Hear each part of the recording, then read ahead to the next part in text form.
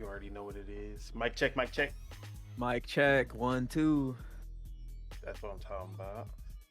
What it do, what it don't, what it is, and what it ain't. It's your boy, Don Otaku, aka Don Solo, aka Solo the Don, aka Solo D Swaggy, aka Don the Nintendo Ninja. And we outside because you already know what's been going on in these streets. We know who you are. We gonna find you, don't worry. Have your little time in the sun while it lasts. But of course, this is Dual-Wield Gaming Podcast. And I'm here with my co-host, Subegels, aka Subeg, aka the Gaming Gardener, aka the Green Thumb, aka Subeg of the Elder Tribe. What it do? What go down? What you been up to? What it do, man? Well, yeah, when the black SUVs pull up, it's gonna be us coming out of the. No, I'm Oh, and doing good though. I forgot to say, and Lognet's very own and the Oh yeah. co-host of this fine podcast. But yeah, Yes, what's going on? sir. I'm doing good. I'm doing good. I feel a little bit rejuvenated. You know, I'm done with my semester, so I have like a month maybe of no school until I have to go back. But you know, I filled out my FAFSA. I think that's how you say it. I filled out that. I filled out I had some bills that I need to pay, so I paid those. But I'm doing good. You know, I'm feeling rejuvenated, bro. I'm ready. I'm ready. That's what I like to hear. Yeah. As for myself, Donald Taku, I just been chilling. You know, I'm not on break because I'm working my ass off. But my girl is on break, and because of school, she doesn't usually have a lot of time to play games. So during the breaks, that's when she goes into gamer mode, and Okay. we've been taking advantage of that time, catching up on some shows, catching up on some some movies and stuff. But also we've been doing a lot of co-op gaming, a lot of well, actually, we gonna talk about it in the next section. But I've been playing a lot of co-op and multiplayer games with my girl for the most part. So, but yeah, Okay. we can just go ahead and get into that now. Yeah. You want to go ahead and go first? What you've been playing? Yeah. All right. Yeah, sure. So it's been a minute since we put out an episode. So there's been what has it been, like 2 or 3 weeks Yeah, it's been maybe? 2 weeks. So it's been a minute. A lot of stuff's been going down in the past 2 weeks. So not only have I played some games, but I've watched the first two Indiana Jones movies. Okay, I'm I about to do that soon. I did those two back to back. It was literally like it timed up perfectly for the launch of the game because the launch was like a Sunday evening, I think, for us. And I did it like Friday and Saturday. Friday I did the first one, and then Saturday I did the second one. Um, I thought I was gonna have a little bit more time to do the third one, but I ended up just saying like I could play the game and then I could go back to the third one so I could have some more content to go back to. Yeah. But I thought the movies were actually really good.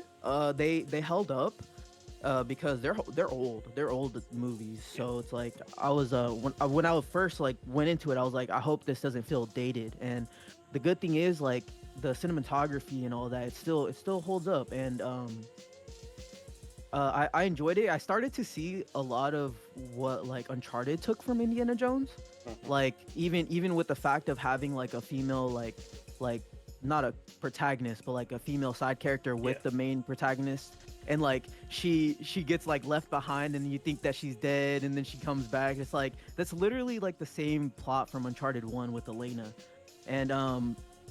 And it just felt so similar. So it's like when I was watching, I was like, wow, Uncharted really is like the Indiana Jones for like my generation. But I'm glad that I went back to it because I seen where it obviously took from, you know. Mhm. And Yeah, it was good. I wouldn't say they're like the amazing movies, but and to be honest, Indiana Jones as a protagonist, he's really like he feels very monotone, and like it seems like he doesn't have like really like crazy highs and lows. Like it seems like he's kind of like I wouldn't say he's flat, but he seems very monotone to me. But that also could Like be like he's stoic. calm and yeah, stoic, just collected Yeah, all the time. exactly. And that's what I got from it. So I watched those first two movies, and then I played I would say like maybe like 8 hours of the game. Well, that's how long that I spent in it. So like you complete the first section, which is literally like the beginning of the first movie, and then I'm sorry if I'm spoiling it for you, Oh, but I already saw that part. okay, for sure, for sure. But yeah, so the first section is like the first movie, and then you're thrown into this like Vatican area, and it turns into like a little bit of an open world. So it's cool. You get to explore and stuff like that. Very stealth based. I'm playing it more stealthily. I was looking at gameplay of people playing it more action based, and it seems like just as viable. But I'm choosing to go the stealth route, and I'm actually enjoying it. It's very unique. It's very it's still very it feels very gamey, if that makes sense. Mhm. Like they still play into all the things that make video games great, like the interactivity, like, and the exploration, and like you feeling like the character. Like they remember that it's still a video game at the end of the day, which is awesome. But I didn't play too much of it though. I'm still in the Vatican area trying to explore as much as I can. um outside of indie, I went to Black Ops 6. I completed the campaign. Another just it's a glowing recommendation for this game, man. It's fucking sick. Like the campaign is amazing. It's so varied. Every mission is different from the last mission, and each mission puts you in completely different scenarios. Like it's like I just didn't expect something like that from a Call of Duty campaign, and it really kind of blew me away. Even though it has a horror mission, which did spook me, and I was getting fucking scared, but it's a sick campaign. Like it's amazing. I absolutely recommend it. I beat that campaign. Still playing the multiplayer and stuff here and there, but outside of that, I hopped back into Metaphor. I played probably like 30 or 40 minutes when it first came out, and I was like, yeah, I need to put this away and pick it back up when I have time. So I picked up Metaphor again. I'm about like maybe 6 or 7 hours into the game now, and I'm still leading up to what I'm assuming is the end of the introduction of the game. But because Atlas games are kind of like that, right? Like Yeah. they have a long ass intro. Like Persona 5's intro is stupid long. Like it feels like almost like 10 hours of the game is that intro. But yeah, I'm still leading up to what I'm assuming is the end of the intro, but I'm enjoying it a lot. The music is crazy. The battle music is insane. Like I've never heard a game with the battle music like that before, and I was like literally like bopping my head to it. I was like, this is going crazy. But um something that I'm starting to notice about that game is I don't like the English voice actor for the protagonist. He sounds very like ditzy, you know what I'm saying? But yeah, I know you don't listen to I know you play games in Japanese and read the subs, so it's I know you probably aren't gonna feel the same way, but I don't like his voice actor. But outside of that, the game is crazy. I really like the fact that you can attack enemies in the overworld and do turn-based combat. Like I like that little like wrinkle in their formula. But I'm still really early on in the game, so I'm sure that there's a crazy ass adventure like awaiting me. But yeah, that's the main games I've been playing, and Fortnite, of course. It got me. It got me. I'm locked in into the season pass right now. I'm grinding it out, but it's fun though. I'm having fun. That's what's up. No Marvel Rivals? Oh yeah. I've been playing a little bit of Marvel Rivals. It's a very Overwatch like, but I've noticed that I can't play too much of the game, or else I get kind of like burnt out. So like usually it's like 2 matches for me a night, if that, like 2 or 3 matches. When it first came out, I was grinding it a little bit, but not too much. I still have my mains. Like I still play Iron Fist and I play Mantis, but I don't play the what's it called? I don't know what's in the game, but the tank role. Yeah. Is it what is it called? It's Duelist tank or duelist and healer. Yeah, yeah. I ain't playing the tank role that much anymore, but mainly sticking to DPS or healing. But yeah, a little bit of Marvel Rivals. Okay. Mine, there's actually No, you're good. You're good. Marvel I look forgot about that game. I even played a match with Chuck on Valorant too. So even that happened in the past 2 weeks. Can't be giving him that. Hella funny. But yeah, that's it though. Yeah, that's pretty much it. Okay. Yeah. As for myself, as you can see on the screen, been running Marvel Rivals, and really I just run it whenever I get some downtime. Most of the time I'm playing like on my breaks during work, and then I'll run a couple of games. Mhm. Um, but yeah, it's I played a lot of the beta, which I've talked about in previous episodes. But yeah, even in the full release, now that we have all the characters and everything, um, this is one of the best launches for a live service game that we have ever gotten. It feels complete. There's there's a lot to the like there's a lot going on with the characters and everything. It doesn't feel too monetized at the same time. The fact that every single character is unlocked from the beginning and you don't have to grind to unlock them like a paladins, but it's also a free to play game, so it's not like you paid $60 up front like an Overwatch. It's really actually weird like they how they even launched this in 2024 like that. But yeah, this game is great for someone who skipped Overwatch, never really got into it, played a lot of paladins. Um, this is like what I probably would have expected how the launch of Overwatch was and how people reacted to it. Um, I have a character for each class now. I have Captain America, that's my tank. I have Magic, that's my duelist, and I have Cloak and Dagger, that's my healers.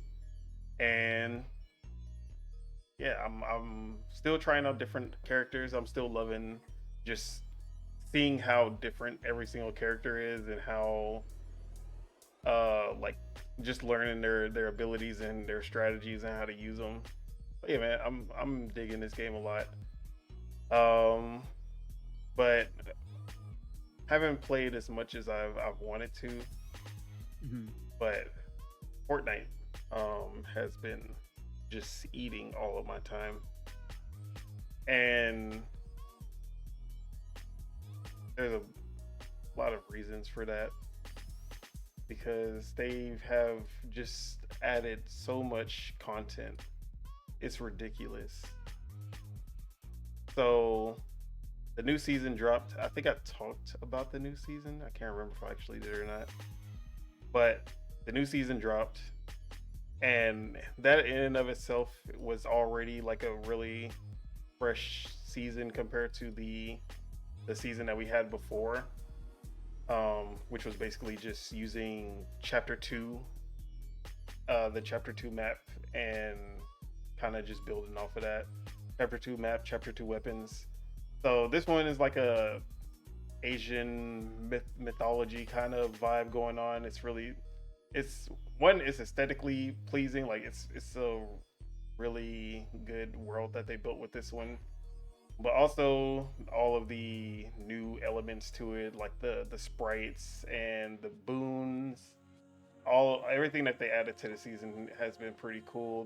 The sword is fucking OP, but I love it. Um, the new movement ability, like the new movement options, being able to do the vault jump at the edge, the tuck and roll when you hit the ground so you don't take as much fall damage, and then being able to wall jump, and then like mantle up walls. Also, it's they did a lot this season. I'm like, yeah, bro. this is one of the best Fortnite seasons that they've done in a long time. Probably since the anime update where they added grinding and all that stuff. Um, that's probably the last one I can remember where I'm like, yeah, this is a game changing season. But not only have they added that, they also added some new game modes to the fray as well. So the one that I've been playing a lot, although it's not a new game mode, is Lego Fortnite, just the Odyssey update. So they basically just revamped Lego Fortnite, the survival game, and just added a lot of quality of life, added some new like expansion material where there's basically a new objective that you can work towards. Um, so I haven't got to that part of it because we basically started over.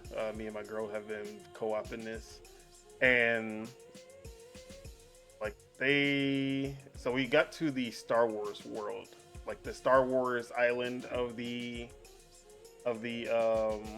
update.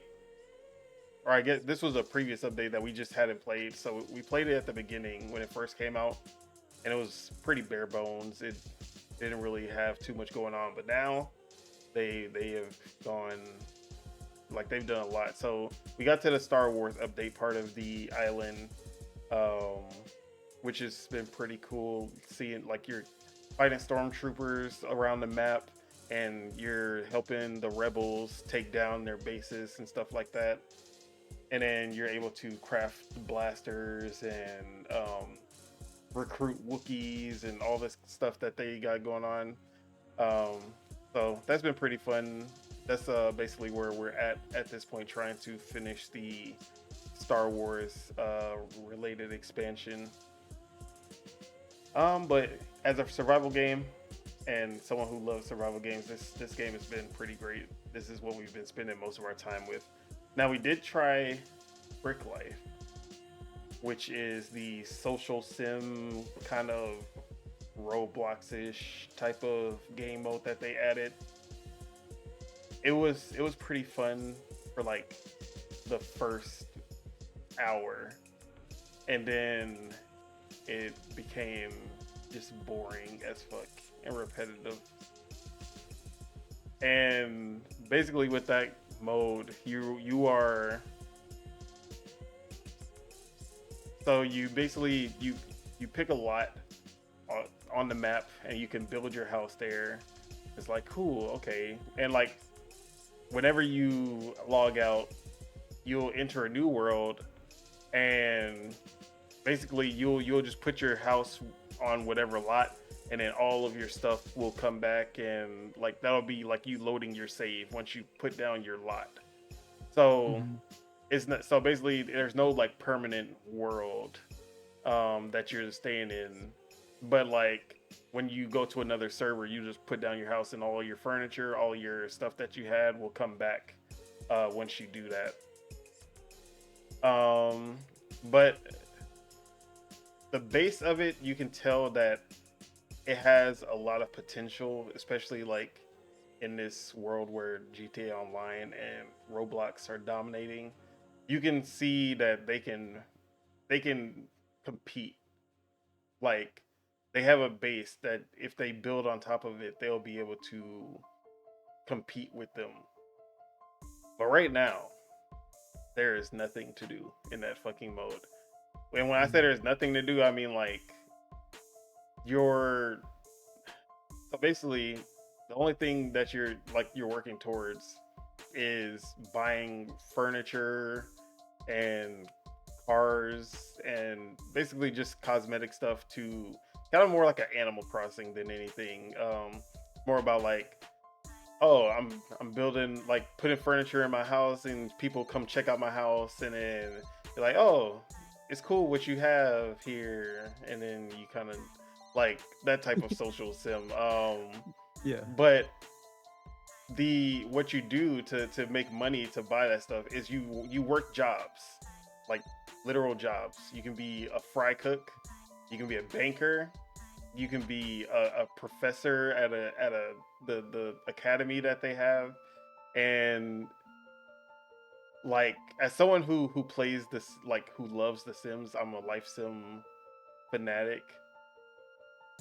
It's boring because like I can do that all day in the Sims. I'll go to work and do the miscellaneous tasks and shit, but it's different because like doing this has like, yeah, I get money, but at the same time there's really nothing I'm kind of like working towards, I guess.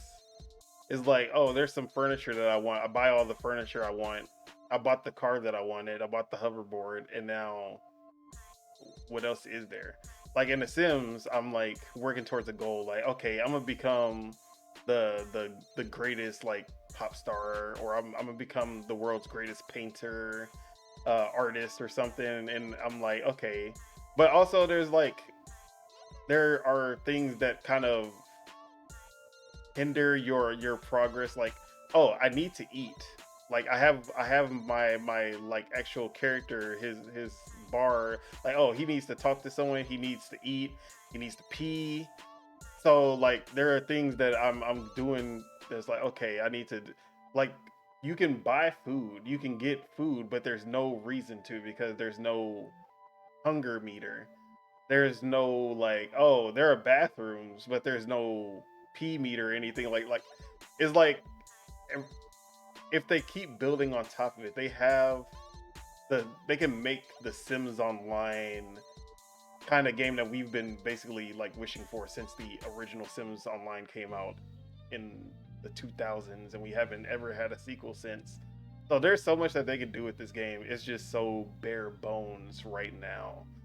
So I spent like 3-4 hours on it the day it came out, and then I just have not went back to it. But the ballistic mode, which I can't remember if I actually have any gameplay for. I don't think I do. No. But yeah, the ballistic mode is the final update that they have added this season, and I get we'll talk about the Game Awards, but it's a fucking crime that Fortnite did not win Best Ongoing Game, because they have done so much to this game, like more than literally any game has done, as far as adding new content and new fresh content. Mm-hmm. So the 100%. ballistic mode, 5v5, or is it 5v5 or is it 6v6? I think it's 5v5. 5v5 tactical first person shooter. And not a half-assed first person shooter either. Like, they actually did a great job of basically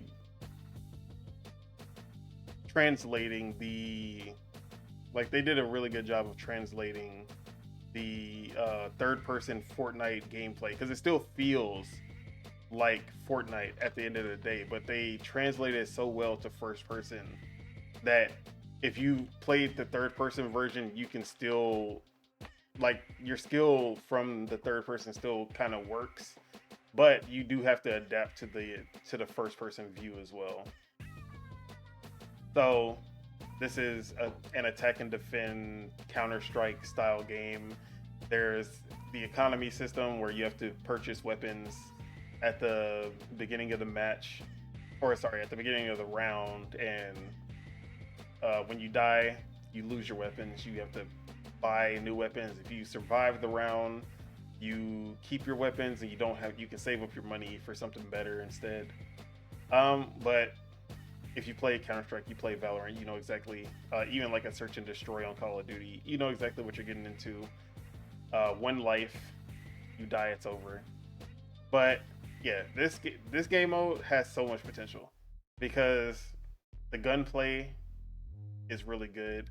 The fact that your skins and your characters carry over from the OG, like from the regular Fortnite, is perfect because obviously, like, if you hop on Valorant, you hop on Counter Strike, you're gonna have basic shit, and like the gun skins and everything is stuff that you basically spend all your money on trying to get. But seeing like all these skins and stuff that I've bought on Fortnite and seeing them in first person, even like the characters and the costumes, like seeing how detailed they are in first person, like you can see the arms of whatever suit that they're wearing and stuff. Like, bro, like I love this mode. Now this is early access. There's only one map, and that's basically the only gripe that I have right now. The map is really good though. It's really well designed, especially for this type of game. They did a really good job with the map design. It feels very balanced, whether you're on attacker or defender side. This game mode is great, and another gripe that I have is that the classes basically being your grenades. I wish there was more, like, I wish they were more like, I don't know how to describe it. They're pretty basic is basically what I'm trying to say. Like, you have a frag grenade, you have a bubble grenade that's just makes a shield, like a round bubble shield. You have the impact grenade that can blast you forward or backwards or blast your enemies away. There's the proximity mines, which you can place on walls or on the floor. Any enemy walks by, they blow up. And then the recon grenade, which shows where people are. And those are your classes, basically. So you pick one. Only one person per team can have that grenade. So that's the class that you pick. But I just wish they were more intricate, or like they had more that are more like a Valorant character, where like you have more kind of out of this world kind of powers. This seems a little too, like, for Fortnite, I would expect them to go like all out with the crazy shit, but it seems too tame, you know? Mm-hmm. But you said you didn't really like this mode. How are you feeling about the mode? Yeah, well, I mean, so I'll preface that by saying I've only played like 2 matches of it, so I haven't played that much of it at all. But in my opinion, it's like, but I come from an opinion that's like, why would I play this over a game like you said, like Search and Destroy or something like that? And that's kind of how my mind just goes to things. Like, it's like I'd rather play Fortnite for the battle royale, just because that's kind of what I play on it. Because like I don't touch any of the other modes, even though like I know there is like a ton of modes. But I also know that it's a beta, so it's gonna get better. I'm probably gonna get back to it some other time, and I'm like, okay, no, this is actually pretty good. Like, you'll probably hear me come into it and be like, oh, this is actually fun. But the little that I played of it, I just rather play a different first-person shooter. You know what I'm trying to say? Yeah. See, But that's just how I feel, though. For me, it's like I like Search and Destroy, but at the same time, Search and Destroy isn't the most balanced when it comes to, because of the loadouts and people being different levels. So you're not coming into it with a level playing field when you're playing Search and Destroy. Absolutely, yeah. Valorant and Counter Strike, I hate not being able to sprint. I hate the movement of Valorant and Counter Strike. And even like playing Valorant on console, I still just, it's so slow and unreactive, and I'm just like, no, I want to be able to slide, I want to be able to sprint, I want to be able to like hop around, I want to do all of that while shooting and not be at a disadvantage. Fortnite basically blends that Counter-Strike Valorant feel with the movement of Call of Duty, the ballistic mode.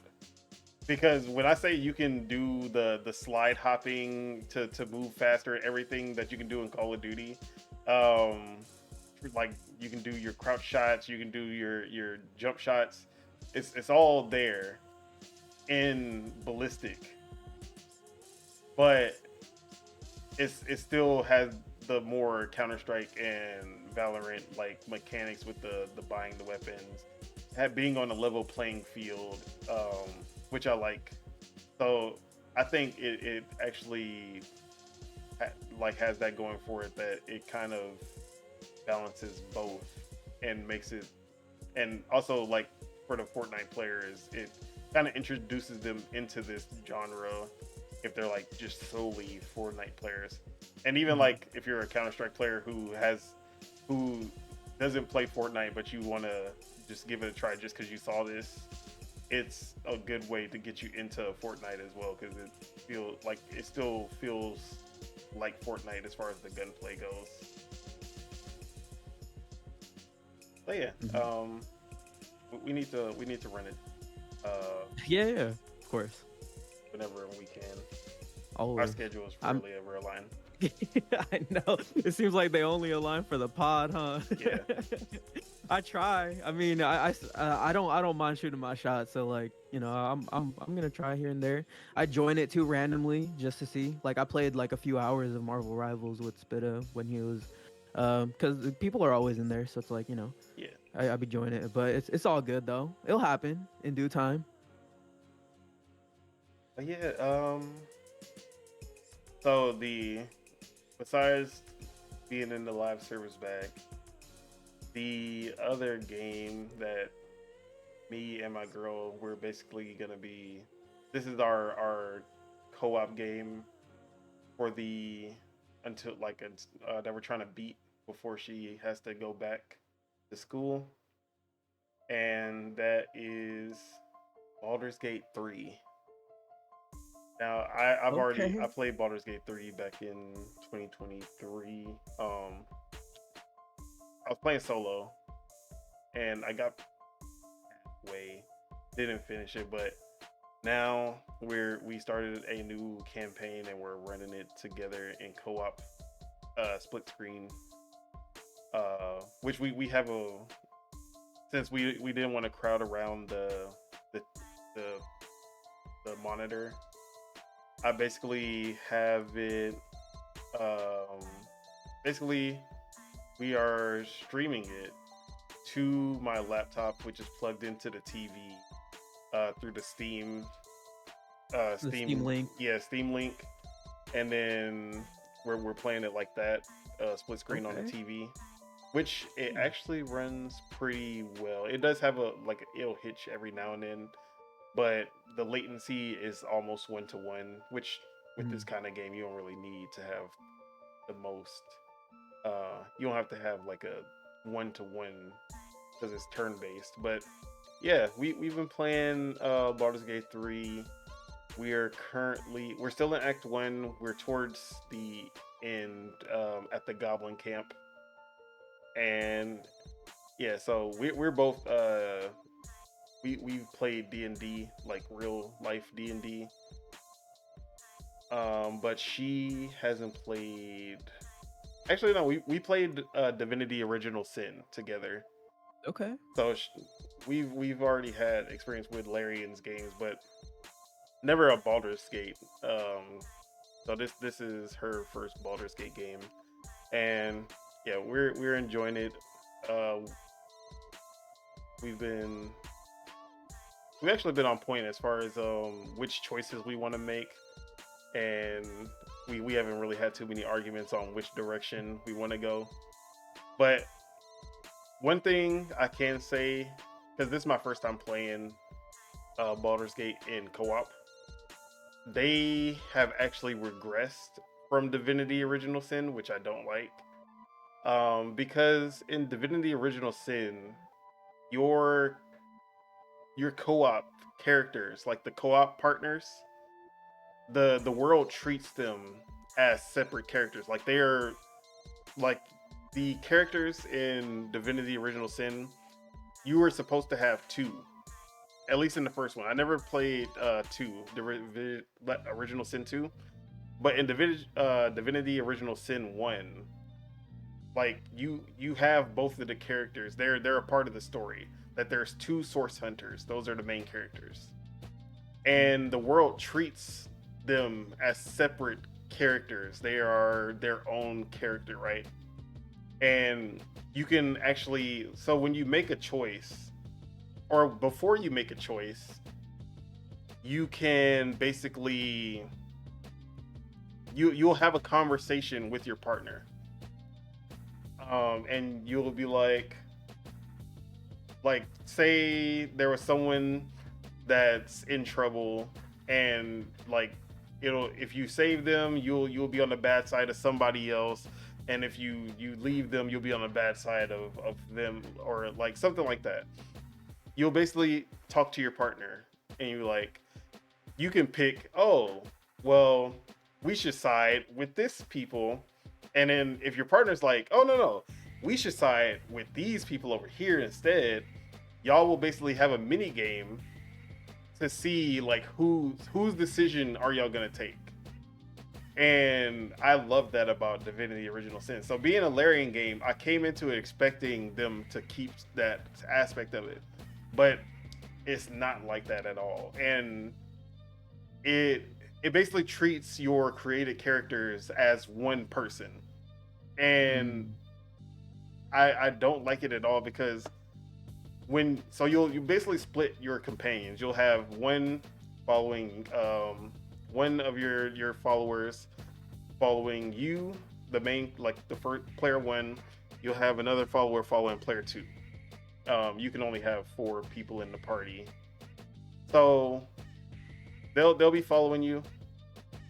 And then if I try to talk to her companion, I'm not allowed to talk to her companion. If she tries to talk to my companion, she's not allowed to talk to my companion. I have to talk to my companion. She has to talk to her companion. I'm like, why?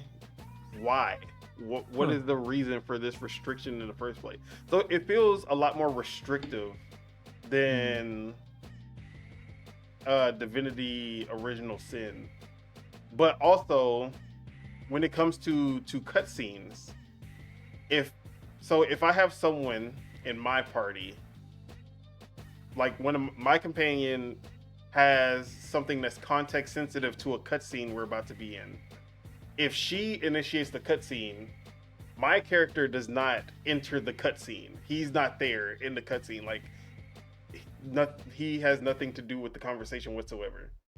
But then, if I were to initiate the cutscene, that's when he would, like, my companion would actually talk and have something to say in that cutscene, and they'll add context and stuff like that.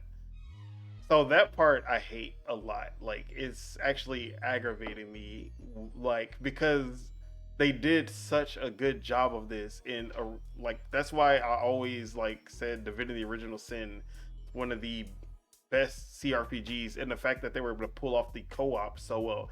Wasteland 3, actually I'll put Wasteland 3 above, but Wasteland 3 did the same thing. Your characters are treated as separate entities, but they're able to interact with everyone, and they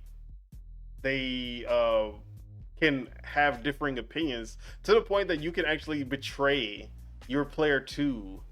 Like, if y'all just differ so much, you can literally just like betray your player 2, or your player 2 can betray player 1, to that point, and you can, like, they let you do that. I love Wasteland 3 as well, as far as CRPGs go. So, like, Baldur's Gate 3 feels better as a single player game than it does as a multiplayer game, which, for something that's supposed to be D&D, like, this is supposed to be Dungeons and Dragons, it's all about the multiplayer experience. I'm not getting, like, it's such a devolution from their previous games that it's kind of like aggravating me.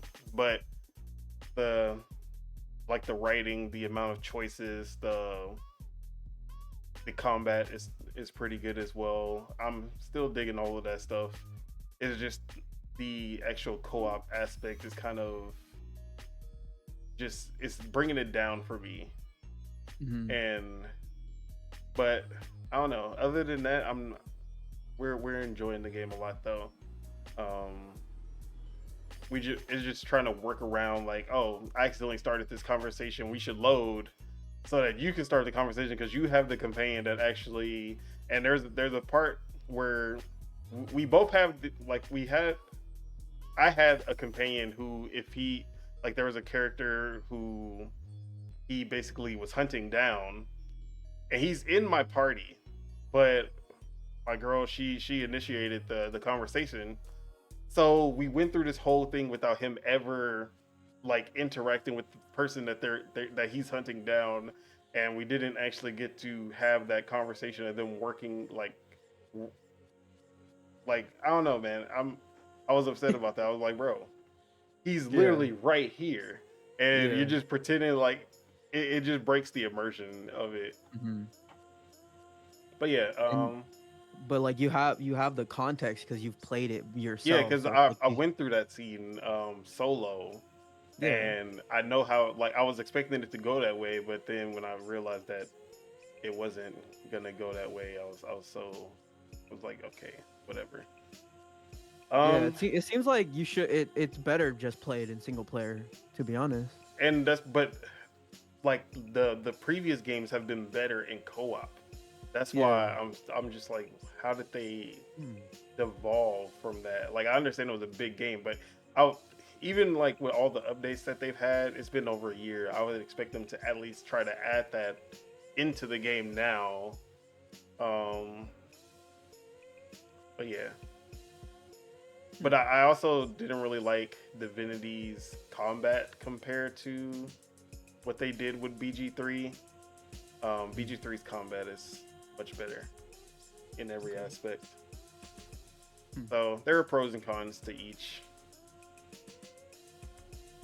Sure. But yeah, BG3, the 2023 game of the year. Been playing that co-op with my girl, and it's still great. Um, Nothing much to say. I'm pretty sure who who've been interested in Baldur's Gate 3 have already played it by now. Um, the fact that there's still people, like tens of thousands of people still playing on Steam like concurrently is crazy for a single player or like not live service game, but people treat it like a live service game because it's basically just a D&D campaign that you can like free run through with your friends and pick different choices and do different things. There's so much agency in the world, and how you like, so much can change, and you can basically, it's one of those games where it feels like if you can think it, you can do it. And that's what I love about this game. But yeah, it won Game of the Year for a reason. It was much deserved last year for sure. Even with my GOAT, Tears of the Kingdom, I wasn't gonna bet against Baldur's Gate when it came to Game of the Year. Mm-hmm. But yeah, that that is basically all we've been playing. A lot of games. Yeah, I mean, if you count Fortnite as just one game, 'cause it was a bunch of Fortnite. Yeah. No, but it's hard to compete against Fortnite, dude. It's like because I used to be a huge Fortnite hater. Like I was even talking about that with one of my boys because like when it first came out, I was like talking so much shit on it, and it's like now you see the type of game it is. It's like there's literally like 6 different games inside of Fortnite. So it's like Like, oh, you don't like Battle Royale? Well, we got the 5v5 tactical first person shooter. That, bro, they and then if you bring in the non-epic game modes and the like the custom, what do they call it, UGC, yeah, user generated content. I was playing Rust, just team deathmatch on Rust, like they yeah, recreated Rust, and I was playing it in yeah, dude. FPS mode. I was like, bro, this like it's rest and it feels good to play. Like the user generated content is really good too, but it's like, oh, you don't like the battle royale? Well, you can just play the team deathmatch mode that we have. Oh, you don't want to Yeah. play you don't want to play third person shooter? We have ballistic first person shooter 5v5 for you. Like, oh, you don't want to play first person? You don't want to play any shooter? Well, you can play Rocket Racing. You know, you don't like racing games? Well, we got a survival game for you. Like, what? Exactly. You don't like survival games either? You just want to chill and meet some friends? Here you go, Brick Life, social Yeah. sim. It's like, bro, you can't.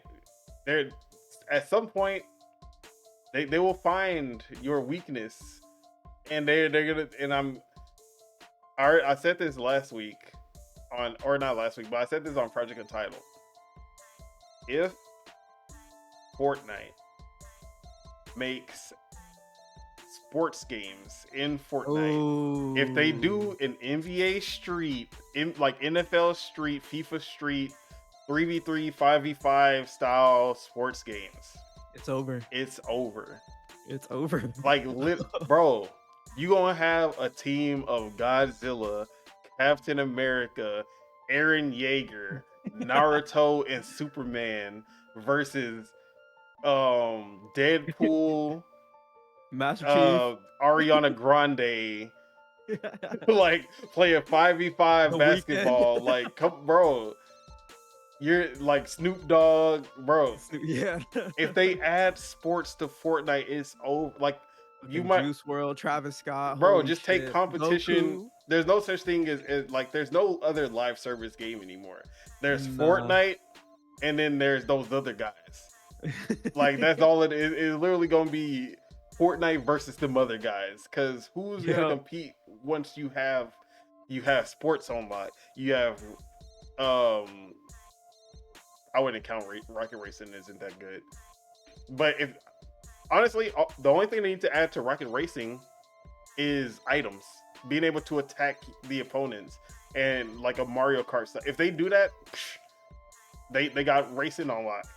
Yeah. Because that's really the only thing missing. Like, it's a decent racing game, but people don't arcade racers, like, without the actual being able to take people out, they don't do as well. They have survival games. They like Lego Fortnite is actually popping right now. They gonna have the social sim on lock, bro. At some point, you just gotta, like, they're gonna hit the one that you like, and then you're gonna end up being like, you know what? Let me just give it a try. You know what I mean? And then it's over for you, because Then you buy the battle pass. right, exactly. You get the battle pass, and then it's You're over, gonna get bro. the V-Bucks. You're gonna get the gritty emoji, or the gritty emote. You're just it's all down. They got you at that point. So yeah, all hell our overlords, Fortnite. They're the new live service overlord. You can't escape them. They will find you, and next thing you know, you got the Fortnite crew. You got 5,000 V-Bucks in your bank account, and you're looking through the shop every single day, and you're like, damn, they got me. Yup. But yeah, bro, I'm telling you, I need to talk to somebody at Epic, because if they can get some, just like, it don't even gotta be NBA 2K, it just gotta be some decent arcadey, like Mario Sports style, bro. It's over. Like, if they, bro, I need, bro, get them EA Sports big. Whoever left EA Sports big, get them over at Epic Games, because they could do so much. Bruh. I'm fiending for a good basketball game, a good basketball alternative to 2K. Like, me and my boy literally talk about that every day. Like, cause he plays 2K16 and he's still on 2K16, NBA 2K16, and like he likes it just cause how it plays. Like, he doesn't care about the roster updates or anything, any of that bullshit. Yeah, like, no one cares about that. And then we were literally talking, like, thinking about. I know this is gonna sound funny, but we were literally thinking about playing the basketball mode in Roblox, because it's actually pretty, like, it's pretty in depth. Like they got a whole jump shot meter, all that shit going on. We're like, bro, what if we tried that out? bro. And And it's funny how like what you can do in Roblox, and then to the point that people turn them into like separate games, like yeah, battle block. What is it called? Battle The Bit, battle, the one that's like Battlefield. yeah, Battle Bit remastered. Yeah, Battle Bit Remastered, and But that's all from Roblox. mm-hmm, But it plays better than a Battlefield game, like mm-hmm. AAA EA made Battlefield. Yeah, Crazy. for sure. All right, but let's go ahead and move on to our on the radar. So I just had a couple.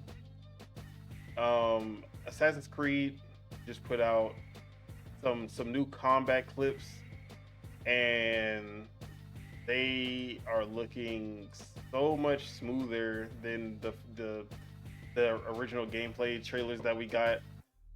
Um, they talked about some of they basically like what detailed some of the things that you'll be seeing.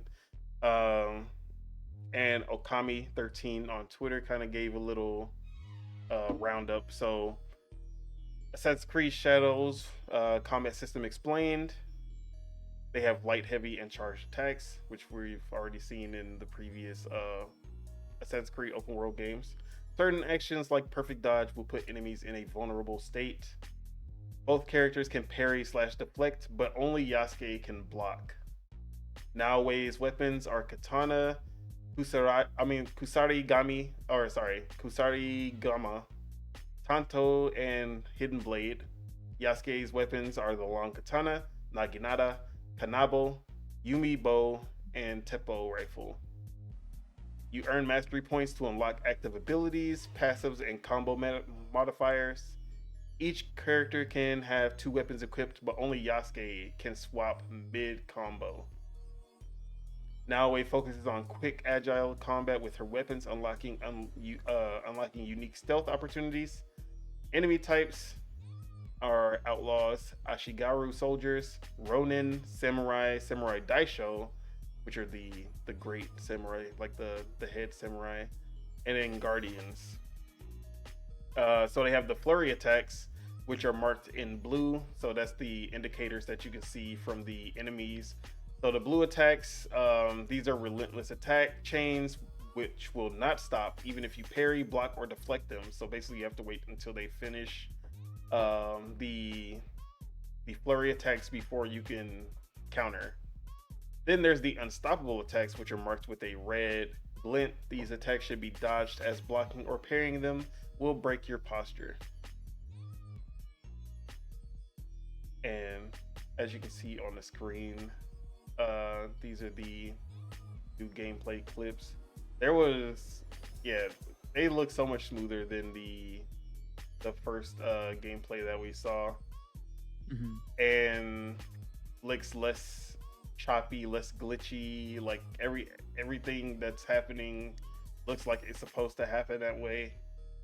Because the combat looked fun for sure. I ain't gonna like it. I'm not gonna say like, oh, this don't look fun. No, the combat always looked fun. It just didn't look polished.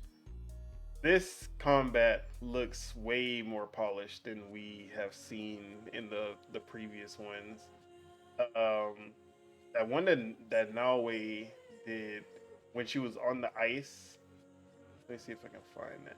Yeah, when she won the animation that she made transitioning from the snow to the ice, and she slipped a little bit. Attention to detail, like that's the type of stuff I like to see. But then this like combo that she did on the guy was so nasty, like just obliterated this guy. Now I'm hoping that, because could have sworn there was dismemberment in the first trailers, so I'm hoping that this demo that they're showing, there wasn't dismemberment, but because it looks like there should have been. But I'm hoping that the dismemberment is there at launch, because I could have remembered. I could have sworn there's definitely dismemberment. but they didn't show any in the new clips. Um, but yeah, it looks good. And then like the way that the body was sliding on the ice after she kicked him, yeah, oh, the little clothesline finisher that she does when she's using the chain. There, yeah, man, I'm excited for Assassin's Creed Shadows, and I'm glad that Ubisoft took the time, because this is actually pretty old. So we did, I think it came out like 2 weeks ago. No, this was actually only a week ago. So yeah, so December 10th, it would have came out November, like the last week of November, right? Like the 25th or something like that. You talking about the game? Yeah, when it was supposed to originally come out. I think it was supposed to come out November 12th or November 15th. Yeah, it was supposed to be earlier on. Okay, so in the middle of November. So I wonder when these clips were taken. Was it like literally December-ish, or did they have this around November? Usually when we see like gameplay clips or gameplay trailers, it's from a month or so before. But yeah, if they have this as polished as it is right now, I want to see, like, I'm hoping that we will have the most polished Assassin's Creed open world game by the time it comes out in February. Hopefully, because I don't doubt that it's gonna be fun. The only thing I doubt is the polish, and I might not put too much into how polished the game is, like, but a lot of reviewers and a lot of people like to nitpick, and you see it all the time where they'll take clips of Star Wars Outlaws where something doesn't happen like it's supposed to, and then they'll put it next to Red Dead Redemption 2, like, and then I'm like, bro, 99% of games don't even compare to what they do in Red Dead Redemption 2 as far as like attention to detail and polish goes. But like, I hate those comparisons, bro. Yeah, for sure. But yeah, Assassin's Creed Shadows is looking good. Now, the next one on the radar, which I should have already loaded, but I didn't, is Exodus, which is a new game from a studio that I'm forgetting their name, Archetype Entertainment. And they are made up of BioWare, ex-BioWare, and ex-Naughty Dog devs. And you can see the DNA from both of them in this new gameplay trailer that they showed. This was actually announced at the Game Awards last year. And we saw Matthew McConaughey. Matthew McConaughey was one of the characters, and they showed a brief stint of gameplay. But now we got a really good look at the gameplay with this trailer, and it looks pretty sick. Doesn't look open world. It looks linear action adventure style, like Uncharted-ish kind of style, very cinematic. But it also has that essence, like that Mass Effect vibe to it. The story seems pretty interesting. Seems like you're gonna have different powers that you'll be getting throughout the game, fighting space bears, because why not? But yeah, this looks sick, and need to see more, but it's looking pretty dope. They got some stealth elements, okay. But yeah, have you seen this trailer? No, I'm actually watching it right now in real time. Yeah, looking very cinematic, looking very yeah, definitely Mass Effect. It's looking a lot like Mass Effect Andromeda, in my opinion. Just based off of like architecture and stuff like that. Yeah. But it's looking fun though. Honestly, the funny thing is, like, for BioWare lately, it's been their gameplay that's been carrying them. Like their gameplay has been good, so it's like if they can nail that gameplay down for sure. Yeah, it's I never used to like any BioWare gameplay, but then once they start making their worst games, which is Yeah. Andromeda and um and Dragon Age Veilguard, they up the quality of their gameplay like way higher. Because Andromeda, that is the best playing Mass Effect, and it's not even close. Yeah. Like Andromeda's gameplay is so dope, but like even I couldn't get past those funky animations and like those like the story I just didn't care about. So Yeah. like Dragon Age Veilguard, I was more like okay, like I'm like the writing has its issues, but I actually am interested in the actual story of it, like the overall narrative. I'm actually interested, but the combat was fire also, which I need to get back to, but I also need to get back to a lot of games. So it's bad right now. All good.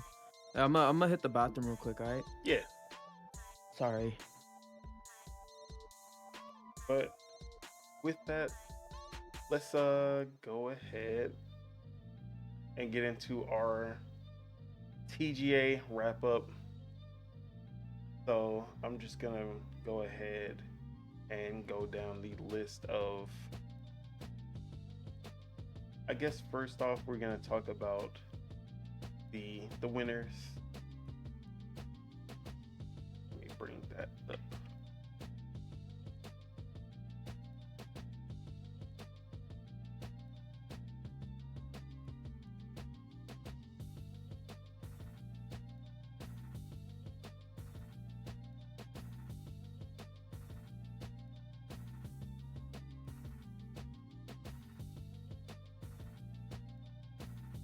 Alright.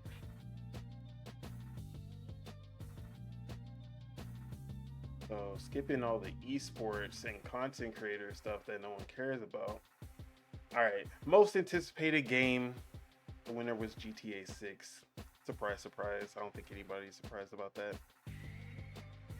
Best adaptation was Fallout, which I'm happy for. I was expecting Arcane to win that one actually, but I'm glad that it ended up being Fallout. And so All right, we back. yeah, right now I'm just going through the winners. I just did the most anticipated, which was GTA Okay. 6. Best adaptation, which was Fallout. For sure. Best multiplayer game, Helldivers 2. Yes, I can get behind that. Either Helldivers 2 or Call of Duty. I would have took either one. Best sports slash racing, FC 25, which I'm still like, how? The fact that EA Sports College Football isn't on here is fucking ridiculous. Yeah. For And sure. that just shows how much the panels do not play these games, which is the biggest problem that that's the the Game Awards panel, because they have such a limited scope of what games that they play that you won't see the sim slash strategy or the sports slash racing games get, or fighting games, they'll never get their chance at a game of the year, because they're not the in genres. They're the niche genres. They don't matter in the grand scheme, and you can tell by the ones that they pick for sports racing or even sim strategy. Half the time they're just half-ass throwing shit together. Now, for best sim slash strategy, Frostpunk 2 did win, which that's a respectable one for sure. I think Unicorn Overlord probably, like that's mine. That should have won to me, but Frostpunk 2 is also a great strategy game. Best family game, Astrobot. We gonna talk about Astrobot in total, but It doesn't even make sense in this aspect, but it's all good. best fighting game, Tekken 8, of course. Also the one of two actually new fighting games in this category. Yeah. Or three. No, I'm gonna say two because Dragon Ball Sparking Zero is not a fighting game. I stand on that. It's a Dragon Ball Z simulator. But Multiverses was literally the winner in 2022. I think it was the winner when it was in beta for best fighting game. See, oh man, this is exactly what I'm talking about. So Multiverses, that was an early access game. It was nominated and won best fighting game. But supposedly they don't add early access games until they're out of early access. So what's up with that? Anyways, best RPG, Metaphor Refantasio. Best action adventure game, Astrobot. Now, I don't know if you watched Project Entitled, but I was arguing with Chuck about this because Chuck was trying to say it was an action adventure game. And I'm over here like, bro. So we had a big argument about like about fucking Astrobot. Even there was someone who was in a chat saying no, platformers and action adventure games too. It was a whole thing. Shout out to Rolo. That was a funny conversation. But how do you feel about the Astrobot or platformers in general, action adventure game? Nah. That it should be its own category, in my opinion. My argument for it was that there are games that lean too much into action and they have the action game category. But if a game leans more adventure than action, which would be a platformer, there is no category for when they lean too much into the adventure genre than the action genre. And that's where Astrobot should be. They're on this side. They're like the ones that should win action adventure are the ones who are actually 50-50, which would be a Prince of Persia: The Lost Crown, or a Star Wars Outlaws, or Echoes of Wisdom. Yeah. I don't think Astrobot Same thing fits the action adventure category. Yeah. Like it's not close to a 50-50. It's more of a 20 action, 80 adventure. Yeah. No, but the Game Awards, they have the tendency to do weird things like putting Final Fantasy 16 in best RPG. Exactly. Where it's like that doesn't make sense because it's not really an RPG. It's definitely an action game, but it's the Game Awards just be doing whatever the fuck they want to do.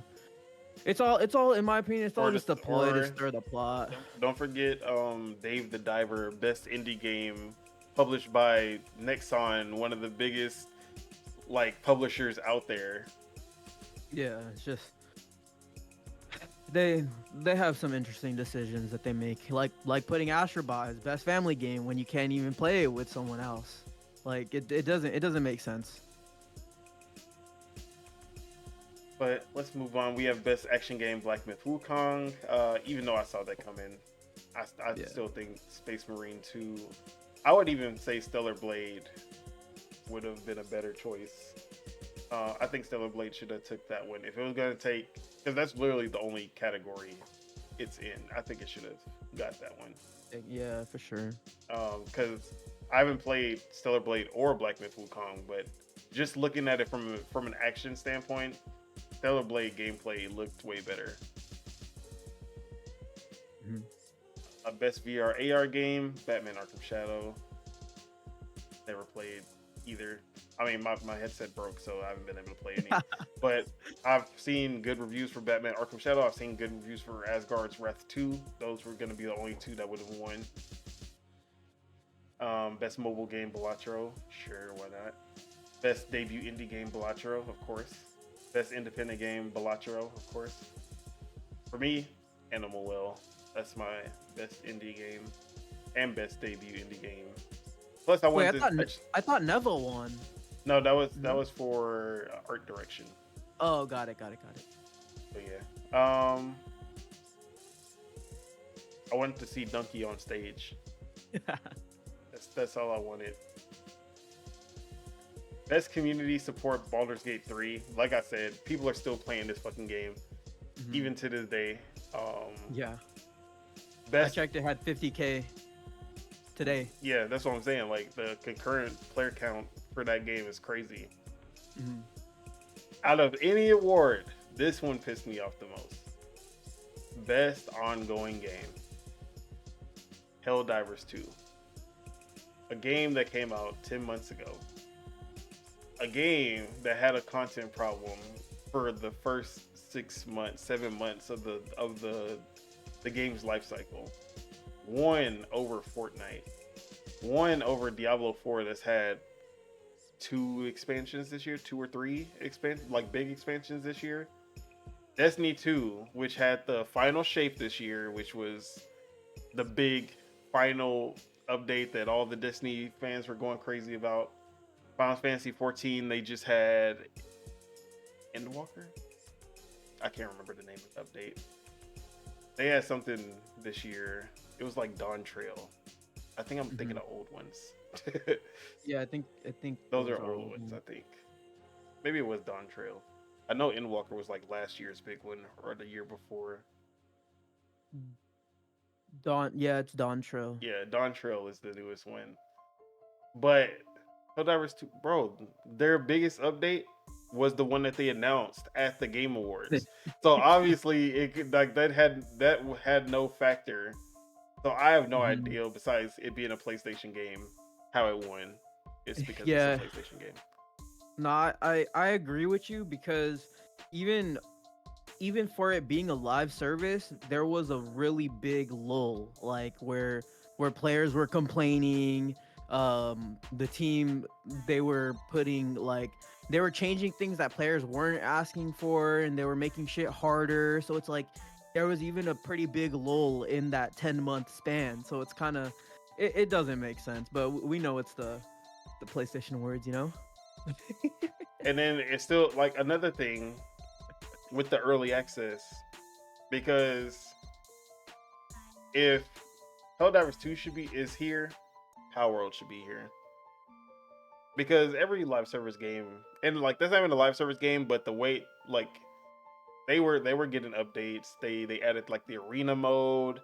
They were adding new pals. They were adding new mechanics and stuff like that throughout the year.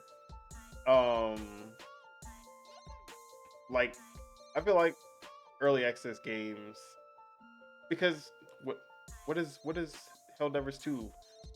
If you like a live service game, you can say it's not an early access. You can say it's a 1.0, but most live service games might as well just be early access games at the end of the day. Okay. Because they drop bare bones. They usually have more content that gets updated late. Like they just keep getting updates until they get to a state where people actually feel like, okay, I'm actually getting my money's worth. Yeah. I would even agree with that too, because Helldivers was pretty fucking bare bones day one. Like it was cool, it had a lot to it, but after like maybe 20-30 hours, you're pretty much playing the same shit over and over. Like the mission variety didn't like change even until like a few updates in. So yeah, it's not early access, but it kind of felt like it, to be Also, honest. the finals just doesn't exist. Like people act like the finals wasn't huge when it came out, and you don't see it anywhere in these categories. I love the finals. I think it should have got some recognition somewhere. All right, games for impact. Never. I actually predicted that one. Innovation in accessibility. Prince of Persia. I did not expect that one. I'm glad Prince of Persia won something, even though it's. I'm not gonna say it's the most nothing award, but you know, it's the most nothing award. Best performance, Melina Jurgens. Best audio design, Hellblade 2. So that was the twofer for Xbox. Best score and music, Final Fantasy VII Rebirth. I do not know how that fucking game won that. Metaphor should have won. Stellar Blade. I've heard that soundtrack. That shit's pretty dope. Stellar Blade should have won that one as well. Like, Metaphor really should have won, but best art direction, that was Metaphor. I thought Neva won that one, but it was Games for Impact. So, Metaphor, best art direction. I'm okay with that. Best narrative, Metaphor. Also okay with that. Best game direction, Astrobot. Game of the year, Astrobot. All right. Let's go ahead and air it out. Astrobot. Astrobot. Astrobot. Game of the year. I mean, y'all can hear our reactions in the live stream we did. Nah. Most of us we're not happy with that choice. Game direction, you're gonna steal someone else's game direction, you're gonna win game direction. I guess that's the blueprint going forward. All I see game is of the year. All I can see is that Super Mario Galaxy from 2009 has a better game direction than any game in 2024. Crazy.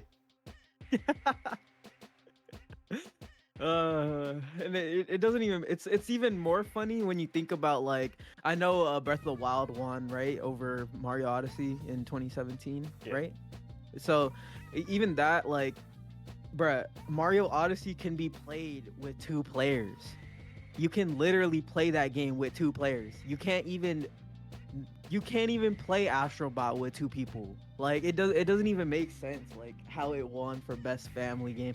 And it doesn't make sense that Echoes of Wisdom was also in that best family game category either. That didn't also make sense. But yeah, nah, well, you know, this is what I'll say. Asobi did my job for me by thanking Nintendo on stage. That's all I'll say, according to it. And y'all can hear the new Iron Lords podcast episode, because they speak about, like, pretty much how I feel. At least most of them do. Not Cog, but Addict and Sav, they and King, they spit some bars, you know. So I echo what they said on Iron Lords. Yeah, with Astrobot winning Game of the Year, that makes it the least selling, least played, least impactful Game of the Year ever. Bro, just look at the sales of every other game that you see in the Game of the Year list. And I'm not trying to say, like, sales equates to quality, but there has to be some impact to the Game of the Year. Like, no one wants to see, it's not even about what people want to see, but, like, you have to be real with, like, the industry, the media, the panel has to somewhat align with the general audience. Like, you can't just be so far off base like this. So the fact that you go through from 2014 all the way to 2024 and, like, at least a 5 million seller, like, every single game, at least a 5 million seller, bro. It Takes Two being the indie game that won is the second lowest on, like, as far as sales goes. Indie game, though. This is a PlayStation game, PlayStation IP, backed by hundreds of other IP that have basically, like, pushed this IP to where it is.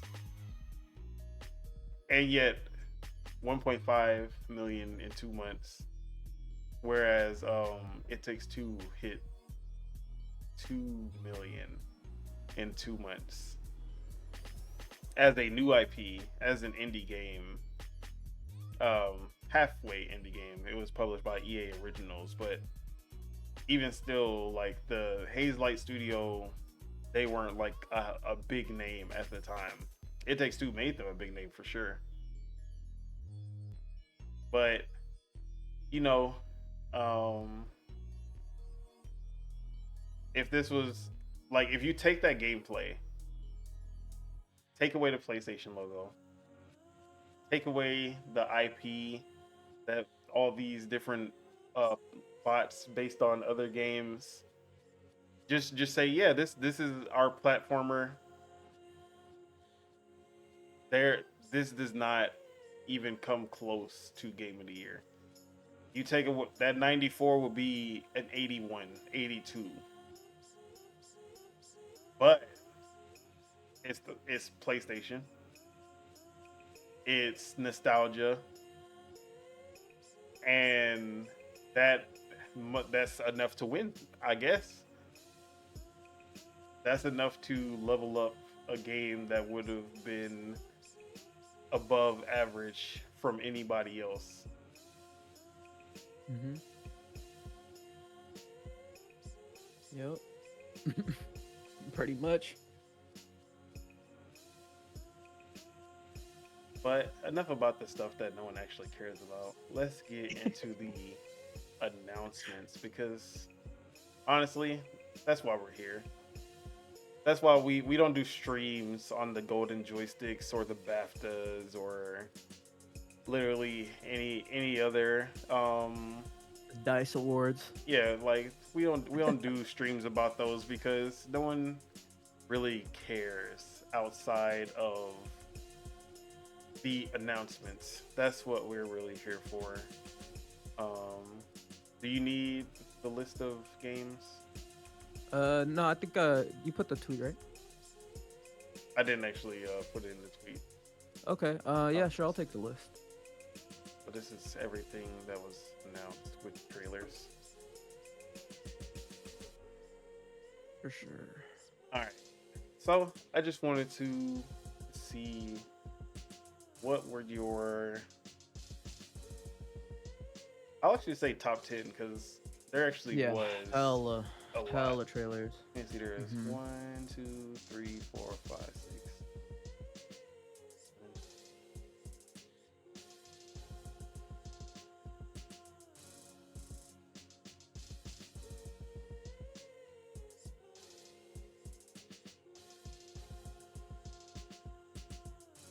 So you want me to go for the top 10?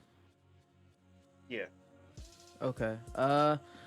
Well, I don't want to do it in any particular order because there's just so much that was announced. But 57 definitely, was the number. it was 57 games. Yeah. Jesus, yeah, that's a ton of games. It's so many games. Yeah. I guess. Well, first off, we'll say the game part of this show was actually pretty good. I was a little focused on the Rams Niners game while this is going on, so I was talking a little shit up. But the game portion was really good. They showed a lot new, a lot of DLC stuff, and they showed a ton of like Genshin Impact like stuff too. But Bro, fucking Genshin Impact. Like all of those fucking Hoyoverse games, but then the ones that you thought were Hoyoverse games, but they were some other bullshit. yeah. Yeah, so they had a lot of those, but I'll just go with I'll just spitball it real quick. I love the two Capcom announcements. I don't have that much ties with Onimusha, but I am excited for that. But the Onimusha and the Okami stuff was sick. I'm super happy about that, just because, like, and this is someone that doesn't really have an attachment to that that GameCube era. You know what I'm saying? Like that wasn't really my first era, so it's like, I'm loving seeing that like kind of come back, I guess you could say. But yeah, no, definitely the Okami, definitely the Onimusha. RGG strike in. Their cadence is crazy with Project Sentry and the virtual fighter game. So that's 4. Borderlands, that trailer was actually really good. I liked it, so that's 5. What else? Haze Light, of course. What's their game called? Split Fiction. Right? Okay, yeah. So Split Fiction. So that's 6. I'm gonna be messy here. Final Fantasy VII Rebirth getting a PC release date. That's pretty exciting. For me because I'm probably not gonna go back to it on PlayStation. I'll probably go back to it on PC. So that's 7. I'm actually really excited for Splitgate. So I'm there. I'm there for that game. That was cool. Let's see. What am I'm not gonna say. I'm not gonna. Oh, of course, Elden Ring having a battle royale roguelike type mode. That's pretty crazy. And then I think that's 8 or 9. Oh, the Shadow of the Colossus developer Fumito Ueda. He's coming back with the game. Project Robot, and that's I think that's 10, right? Oh, Outer Worlds 2. There you go. Oh, Those are yeah. my 10. I almost forgot about Outer Worlds 2 for a second. All right, let me see. Okay, I'm gonna try to go as in order as I can because there was a lot. Yeah. So I'm trying to put it in an order. All right. So number 10, I'm gonna say Rematch from the Seafood devs. That is the soccer kind of arcadey soccer game that they had going on that looked pretty cool. Number 9, I'm gonna say number 9 would be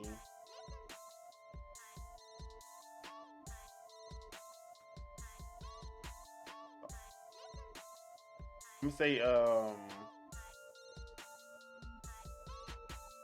the Double Dragon Revive with the release date October 23rd, which is so fucking far. But I love my beat 'em ups. I love Double Dragon. So seeing them go fully third person action, not really third person action, but like a 3D, full 3D kind of game. I'm like, okay, cool. Want to see more of it, but it looked pretty good. The game from the Shadow of Colossus devs, the unknown or unnamed game that they showed, just the atmosphere alone, and yeah, I already know that game's gonna be sick. Like you can already tell just from. All right, Solasta 2, and basically Solasta was BG3, Baldur's Gate 3 before Baldur's Gate 3. It was a pretty good co-op CRPG with a lot of D&D elements to it. And it actually did a really good job of like having your companions and making like having ways for everyone to have a say in what happens in the action. Which I loved about the first Solasta. So Solasta 2 looks like the cinematic. They basically just leveled up because it looks really good. Like graphically, it looks really good. The cinematics look a lot like the tone of it looks a lot darker and grittier than the first one. First one was a little more goofy, more. I would say it was closer to like a Divinity Original Sin. And this one is the Baldur's Gate. Like they're going towards Baldur's Gate 3, like darker, grittier, more cinematic, and then like graphically more intense. So I'm looking forward to Solasta 2 a lot.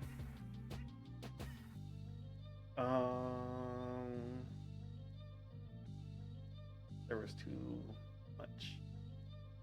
So much gameplay too, right? Bro, way too much gameplay. I'm still mad that we lost that. Like, yeah, they never show gameplay here, and then they just decided to show all gameplay the gameplay for literally every game. I'm gonna say Borderlands 4, number Okay. 6. Is that number 6? Yes. What did I say? I said Rematch, Double Dragon, Solasta. Colossus. That's it? That's all I said so far? Okay. Oh, the Fumito Ueda game. So that's 4. Yeah. Okay, that's number 6. Yeah, so number 6 is gonna be the one that I just said that I just forgot. What the fuck did I just say? Borderlands? Borderlands, yeah, that one. Borderlands. I did not play Borderlands 3. I heard nothing but bad things. But the Borderlands 4 trailer kind of got me hyped. Looked a lot darker and grittier, which I don't know if that's a good thing or not, because there wasn't a lot of humor in the trailer. But the gameplay looked pretty fun. The different guns that they showed looked pretty unique and pretty cool. I was like, okay. I'm wishing for Borderlands 4 to hit like 2 and 1 did. I'm pretty sure this is the last chance that they have.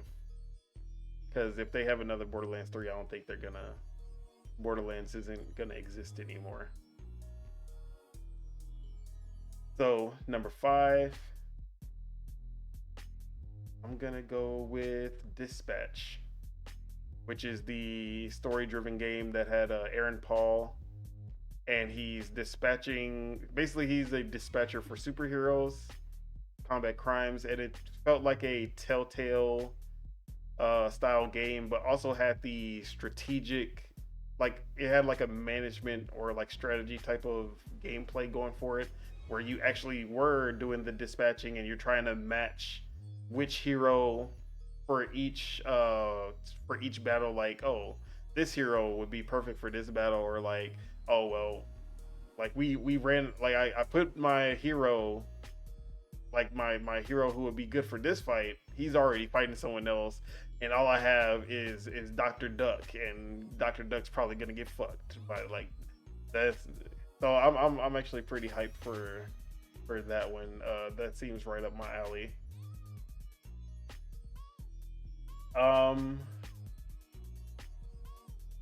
Number 4.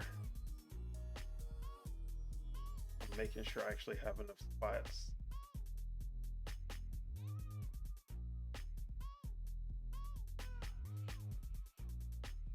All right, number 4, Project Century. That looked sick.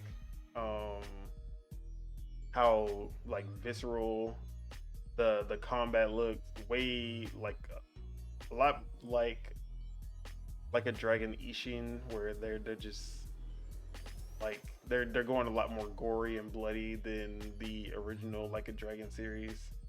It looked pretty sick, but it felt more realistic as well. It didn't feel felt very gritty, and like Yakuza has gritty moments, but there's a lot of goofiness to it.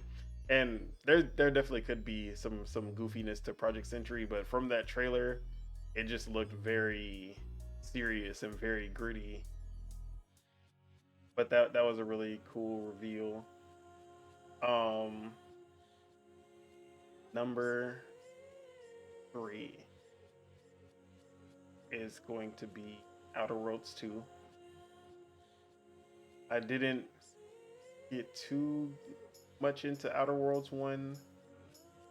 I thought it was alright, but I've been excited for Outer Worlds 2 just because of it had potential, and I'm pretty sure now Obsidian has the means to meet that potential with the second one. And after seeing the trailer, yeah, it looks sick. And the fact that you can see elements of Avowed in the Outer Worlds 2 trailer, like the freeze animation looks exactly like the freeze animation in Avowed, and you can tell that they're kind of using the same engine. And it's still, bro, they have Avowed and Outer Worlds 2 coming out in 2025. That is crazy. Like, Obsidian is literally about to release their Fallout and their Elder Scrolls in the same year. Bethesda could never. Like, that's crazy to me that they actually will be able to pull that off. Hopefully, if Outer Worlds 2 makes it in time. Mm-hmm. But from some leaks, it seems like any game that got the 2025 date, they're on track, including, and Outer Worlds 2 basically replaced a game that is missing 2025, Okay. which some are speculating is Fable. Okay. Some are speculating that it might be Perfect Dark, which was internally going for a 2025 release, but Mm-hmm. so I guess we'll find out next year. Okay. But It could. Outer It Worlds could. 2 was basically replacing something that slipped for holiday Mm, 2025 okay. Okay. because now Xbox got it like that they can do that. Yeah, I see. It could. That could also be Clockwork too, right? Yeah, Potentially. Clockwork could have had an internal 2025 as well. Okay. Sick. All right, that was number 3. Did I say number 3 or 4? I think that's 3. Okay. All right. Number 2.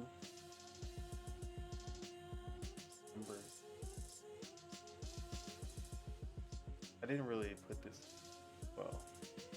Okay, I didn't put mine together either. I just spitballed it. Number 2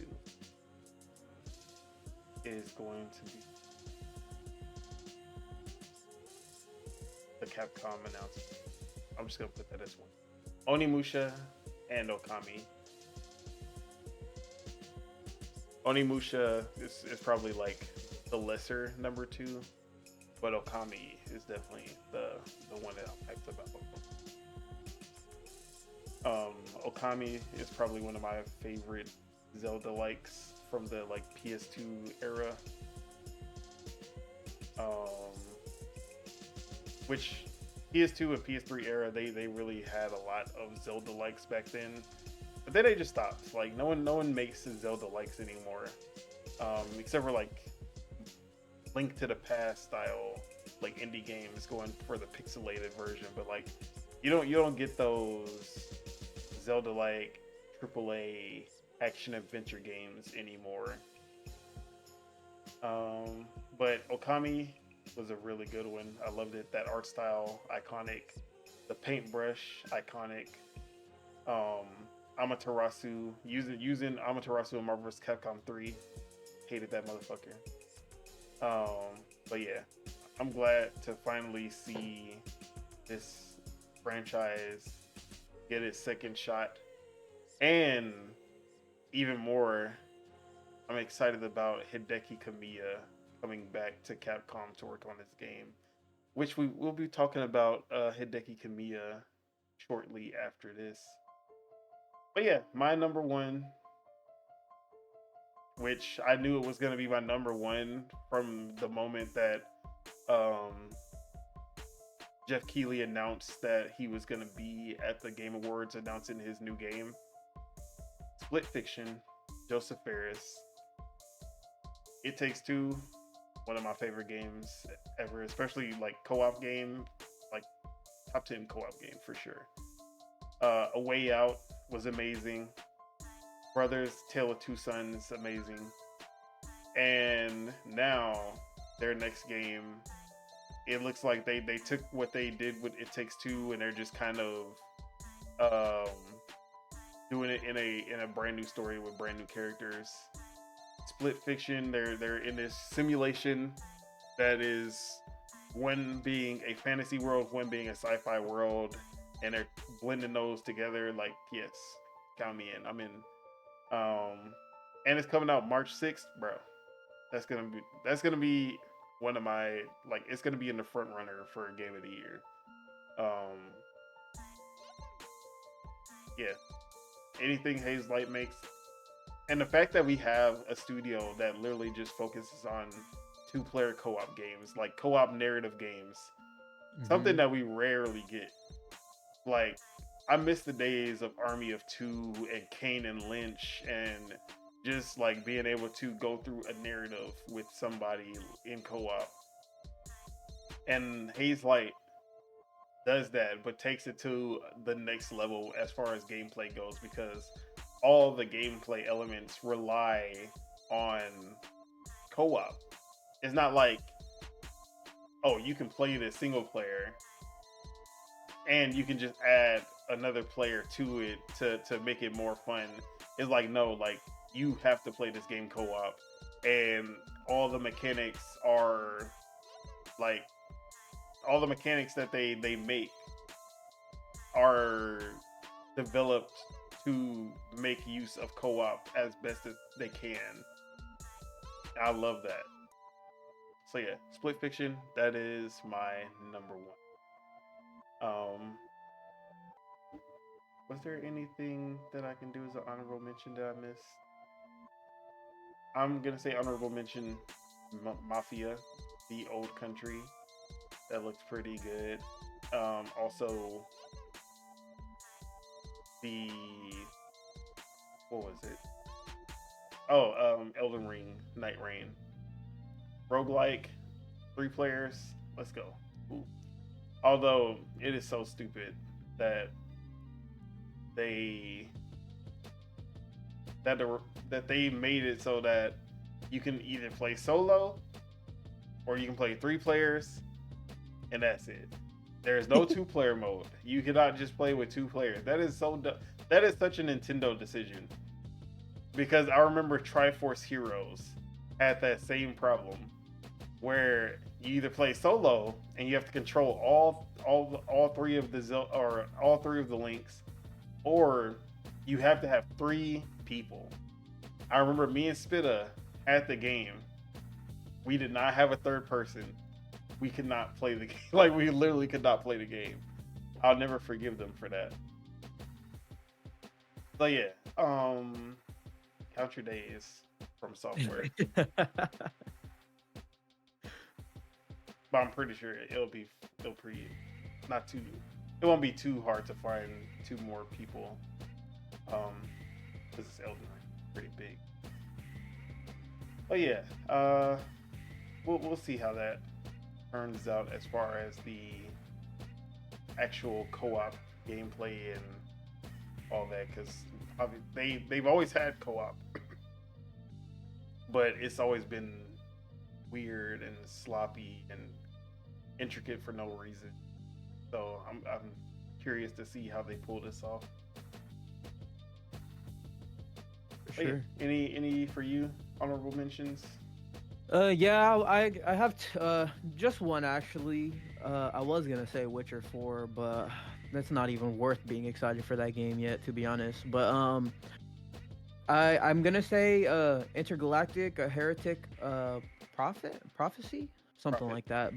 Prophet, an Intergalactic, a Heretic Prophet, which is Naughty Dog's next game. They're finally.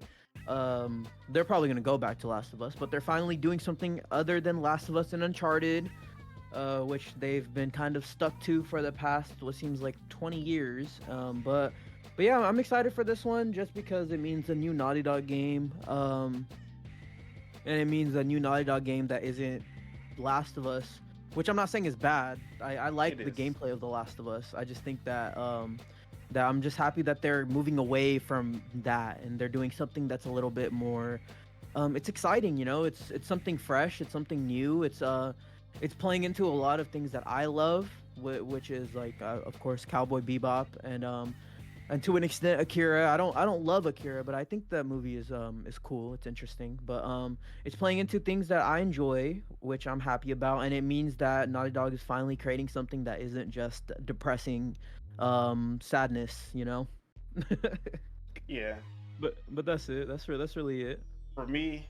Intergalactic, I need to see it. Yeah, for sure.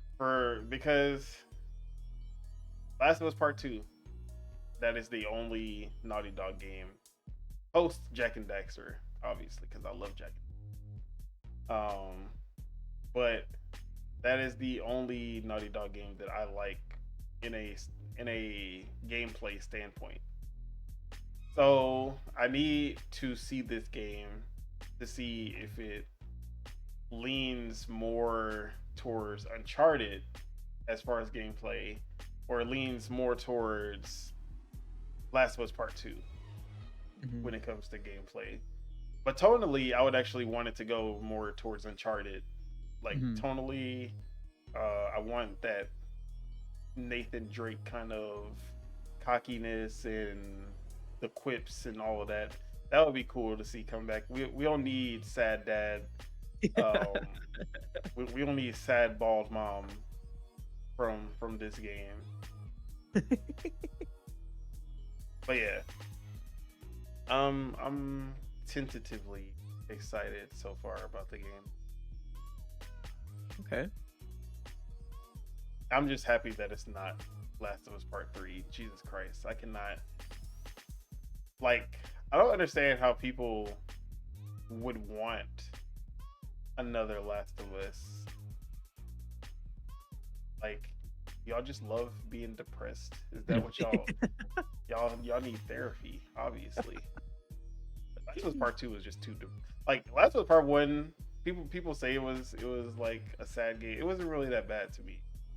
Like, obviously the part with Sam, was that the black character with the brother? Was that Sam? Yeah, I think so. Yeah, that part is sad as fuck. Yeah, that part obviously heartbreaking. But like, I never thought the ending was like sad. Like, it wasn't like, oh, like it was. I don't know. I understand where people come from though with the ending, like it, and then like the way that they brought it into part 2, like how that decision affected their relationship. Mhm. But part 2 is just a fucking depressing game from start to finish. Like there's no, and then even the ending, like you couldn't even get a good ending. I would say part 1, it's a good ending for the characters, like Ellie and Joel, obviously, because Yeah. no one wanted to sacrifice Ellie. The game's over 10 years old. I can spoil it now. No one wanted to sacrifice Ellie for the greater good. But like the ending of part 2 is just like, bro, I did all this for nothing. That's literally how I felt after playing part 2. I went through all of this for literally nothing. Mm-hmm. But yeah, I do not want another Last of Us unless it's factions. Give me my fucking factions, Neil Druckmann. But yeah, Intergalactic, the vibes are there. I'm there for the vibes. But yeah, that is our top 10. Now, as far as the show goes, what were your expectations going in, and how did they meet those expectations? Yeah, so my expectations going in was we're gonna see Half-Life 3, and we were gonna see the next Switch 2, and we're gonna. Nah, low key, it wasn't that crazy, but I was expecting some crazy things. But the funny thing is, the stuff that was like rumored to happen, what is less exciting to me than what actually did happen, because I think Hideki Kamiya, that like coming back to Capcom, is huge, you know. Yeah. And it resonates more with me than Half-Life 3 would, which like, because like I know people, the world would go crazy for Half-Life 3, but I personally don't have no ties to Half-Life. First So it's off, like, the world wouldn't go crazy. Like the memes would go crazy for Half-Life 3, okay. but only a bunch of old foggies like me would actually care about Half-Life 3 when it, like, Half-Life, it's at the point that people know the name Half-Life 3 just because they see it all the time.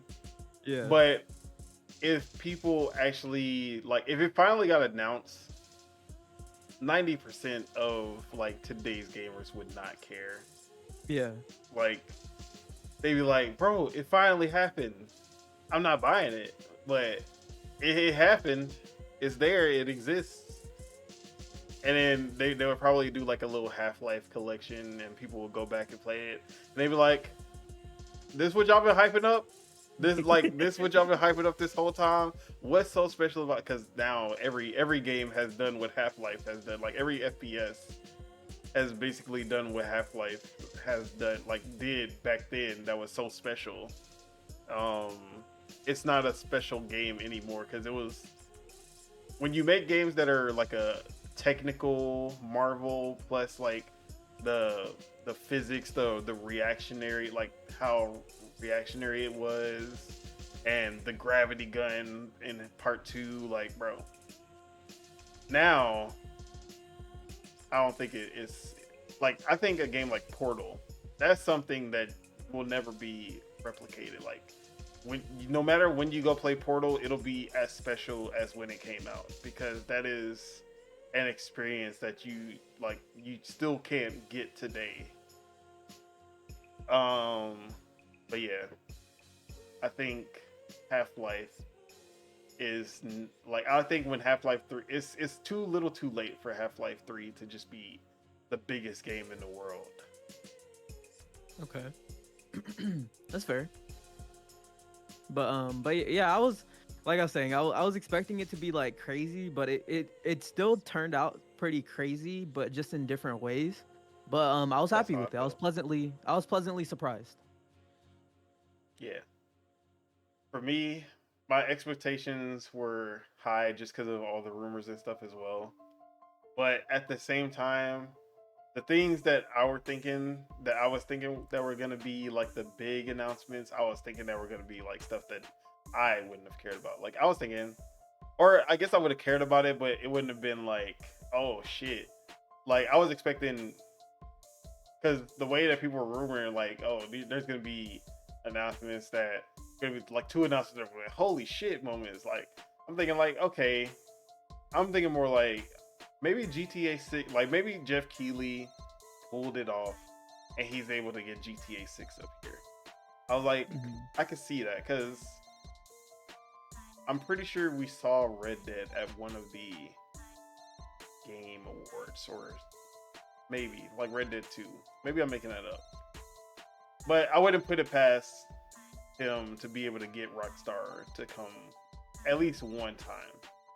Like, so I was like, maybe it's, and then it's the 10th anniversary. You could tell that like developers were showing out just because it's the 10th anniversary. Like, okay, we'll give you one for the 10th anniversary, sure. So I was like, maybe he was able to pull it off, get GTA 6 up here. And then I was also thinking, I definitely was not thinking Switch 2. Like, I never expected Switch 2 to be there, or Nintendo in general. Um, what else? I was expecting something else that was that has been rumored. It was a game, but I can't remember. Not Bioshock 4. I'm trying to think. I don't know, but I was expecting another. Well, oh no, I was expecting. I wasn't expecting Naughty Dog to come out with their new IP, but I was expecting a PlayStation new IP from Cory Barlog Hmm. because that's the one that's been rumored the most out of any of the other like new IP rumors that we've heard. And Hmm. then when I saw the space game, I kept saying, "Bro, this is Cory Barlog's game," but then it said Naughty Dog, and I was like, "Oh shit!" Hmm. So in that aspect, I kind of got that one. But the Okami, never in a million years would I have thought that we were gonna get that. Onimusha also, like I somewhat expected Onimusha after the collection that they dropped. I was like, maybe they are working on an Onimusha. I just didn't expect it this soon. But Hmm. Capcom's cadence is crazy right now. Yeah, yeah, it is. Like Capcom, RGG, and From Software, like their cadence is disgusting when it comes to just putting out games one after another. Hmm. Good games one after another at that. Not just like some like not some slop every now and then. They're like hitting every single time. Hmm. But yeah, the Game Awards slightly exceeded my expectations because usually I'm like, oh, we're gonna get a bunch of CG trailers.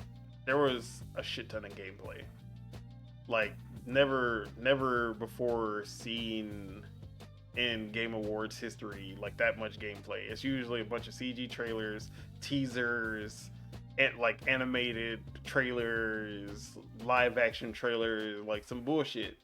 Like, oh, okay, this seems interesting, but I need to see gameplay. That's what I'm used to saying after every trailer. After every trailer, I'm like, no, my bingo card. Yeah.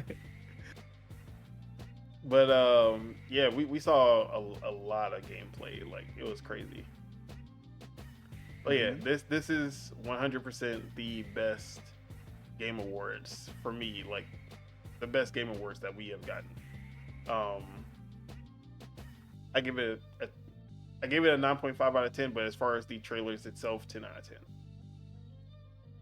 What about you?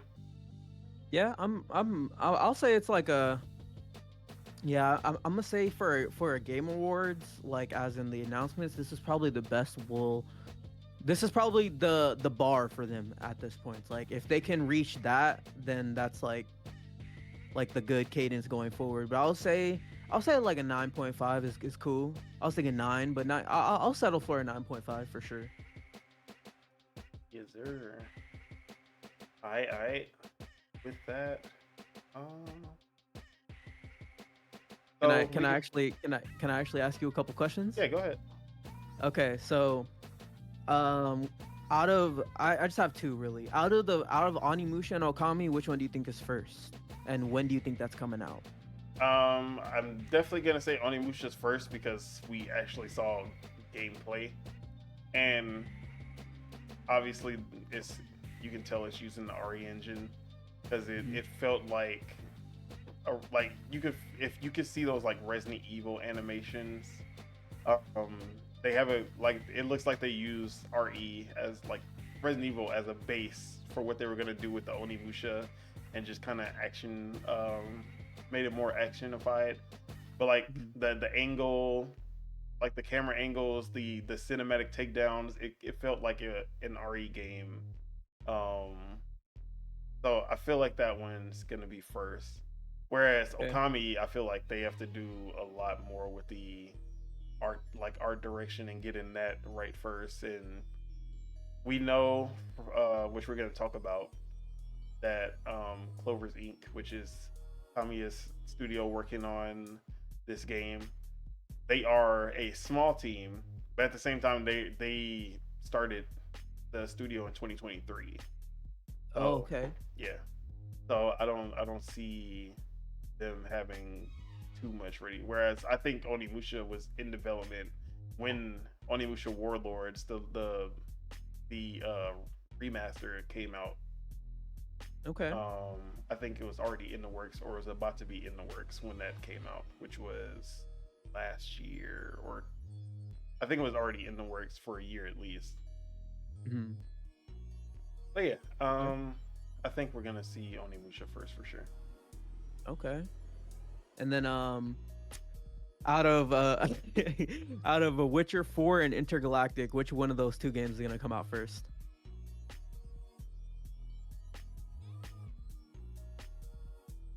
Honestly, I'm gonna go with Intergalactic. Okay. I just think like I think the fact that CDPR is transitioning from Red Engine to UE5, I think it is going to take a little longer for them to get that game Okay. out. But Intergalactic is most likely going to be on the same proprietary engine that Naughty Dog has always worked on. And the fact that they said that this game has been in the works for 4 years now. Yeah, they said they started in 2020. Yeah, so they had a team of like 250 already working on the game since 2020. And the and another thing for CDPR and The Witcher 4 is that the the Witcher remake is supposed to be coming out before Witcher 4, if I'm Okay. remembering correctly. Hmm. So I think there's a better chance we'll see the remake like in a couple of years, and then we'll see Witcher 4 a couple years from then, Okay. or maybe a year or two after. Got it. Okay. But Hmm. definitely both for next gen, like both for next gen games. Either Okay. Intergalactic is like the swan song of the PS5 era, Yeah. or they're both next gen. Okay. That's fair. But yeah, what do you think though? Yeah, I'm with you on just because I feel like Naughty Dog they usually they do usually have a product like day one that is more polished and is more complete than CDPR. So I think just for that, I'm gonna go with Naughty Dog. I think Intergalactic is coming out first, and I'm with you with that. I think it's gonna be more of like the swan song, like a Ghost of Tsushima type for the PS5. So Or like The I Last think of Us I'm Part I, 2 for the PS4. or yeah, or The Last of Us Part Two for sure. Definitely gonna be like this marks the end of this generation type of game. But yeah, long ways away though for both of those. All right, actually, I got a question for you about Intergalactic. Okay. So, I believe, if I'm remembering correctly, did they say that that was in engine the Intergalactic trailer? So they said that it was like, hold on, let me see the exact wording here. It was something like in-game cinematics rendered on PS5 or some shit like that. Yeah, Or capture on like it's PS5 in-game cinematics. yeah. Okay, and we know that like when Naughty Dog cinematics look just as good as their gameplay usually. Hmm. Is this what you expected a PS5 Naughty Dog game to look like? Mm, you know what's funny is when we were watching the trailer, it didn't strike me as Naughty Dog. You know what I'm saying? Like like how the characters like looked and stuff. I don't know. It didn't strike me as a Naughty Dog game, but looking at the trailer though, with how much like Easter eggs and all that they hide in there, it definitely is. But it's not really what I was expecting from them, honestly. I was more talking about on a graphical Oh, like aspect. fidelity Yeah, wise. like fidelity wise, Okay. Um. because when like when Uncharted came out, that was like, oh, like Naughty Dog graphically, they're like pushing the limits of the PS3, especially by the time they got Yeah. to Uncharted 3. Then when The Last of Us came out, that was like, oh, yeah, like this is crazy. Like they went for this. It was stylized, but even with the stylization, it still stood out Mhm. graphically compared to anything else on PS3, especially by the time Uncharted 4 came out. Like nothing on the console looked like Uncharted 4. Maybe like The Order 1886 or Yeah. Rise, Son of Rome. Those were like the big three as far as graphical fidelity goes. Hmm. And then Last of Us Part 2 still to this day, like even to this day, compared to next gen games, it still looks amazing. Hmm. So, and like when you see the Last of Us Part 2 trailer for the first time, you're like, bro, like that shit looks sick. When she's playing the guitar and then Joel walks in, like okay, yeah, this is Naughty Dog just from that graphical fidelity, the lighting, and everything. Hmm. This I didn't get the same feeling with Intergalactic, where I'm like, oh yeah, this is like, because Naughty Dogs, they're usually at the pinnacle of graphical fidelity. This didn't feel like the pinnacle of graphical fidelity, especially with them coming so late in the generation. Hmm. Yeah. I'm with you on that too. Actually, it doesn't look as groundbreaking as something like Uncharted 4 still looks. You know, it because Uncharted 4 still looks like really good for it being a PS4 game, but I think that just proves that graphics have gone so far. You know, like every game coming out has good graphics for the most part. So it's probably hard. It's probably harder to make people go like, oh wow, because now just every game has amazing graphics. But You know, it's the last game that made me go, oh wow, hmm, Hellblade 2. Hellblade 2, okay. You know, I'm with you with that too, which is crazy. Hellblade 2's graphics are really good, really really good. But yeah, now that I think about it, I would say yeah, I am a little disappointed in the fidelity of Intergalactic, but that's just based off of the trailer. It, but maybe that's just like them telling us, it's like, oh, we're not pushing for like super realism. Like we are pushing for a little bit more like artistic flair, but I don't know. It's just so early, so it's like it's hard to tell based off of like in-game rendered cinematics. Now, But for me, with it actually kind of excites me more that it isn't the prettiest looking game, like because I feel like the only reason Naughty Dog would ever not strive to make the most graphically intensive game is that they are focusing on a bigger experience and a more gameplay focused experience. mhm. And if that's the case, I'm 100% okay with them like toning down their graphical fidelity. And honestly, like besides their graphical fidelity, the one thing I do love about Naughty Dog that a lot of that I care about even more than the actual graphical fidelity is their animation work and their attention to detail. So like their animations are so intricate and so well done. And then their attention to detail from like especially playing The Last of Us Part 2.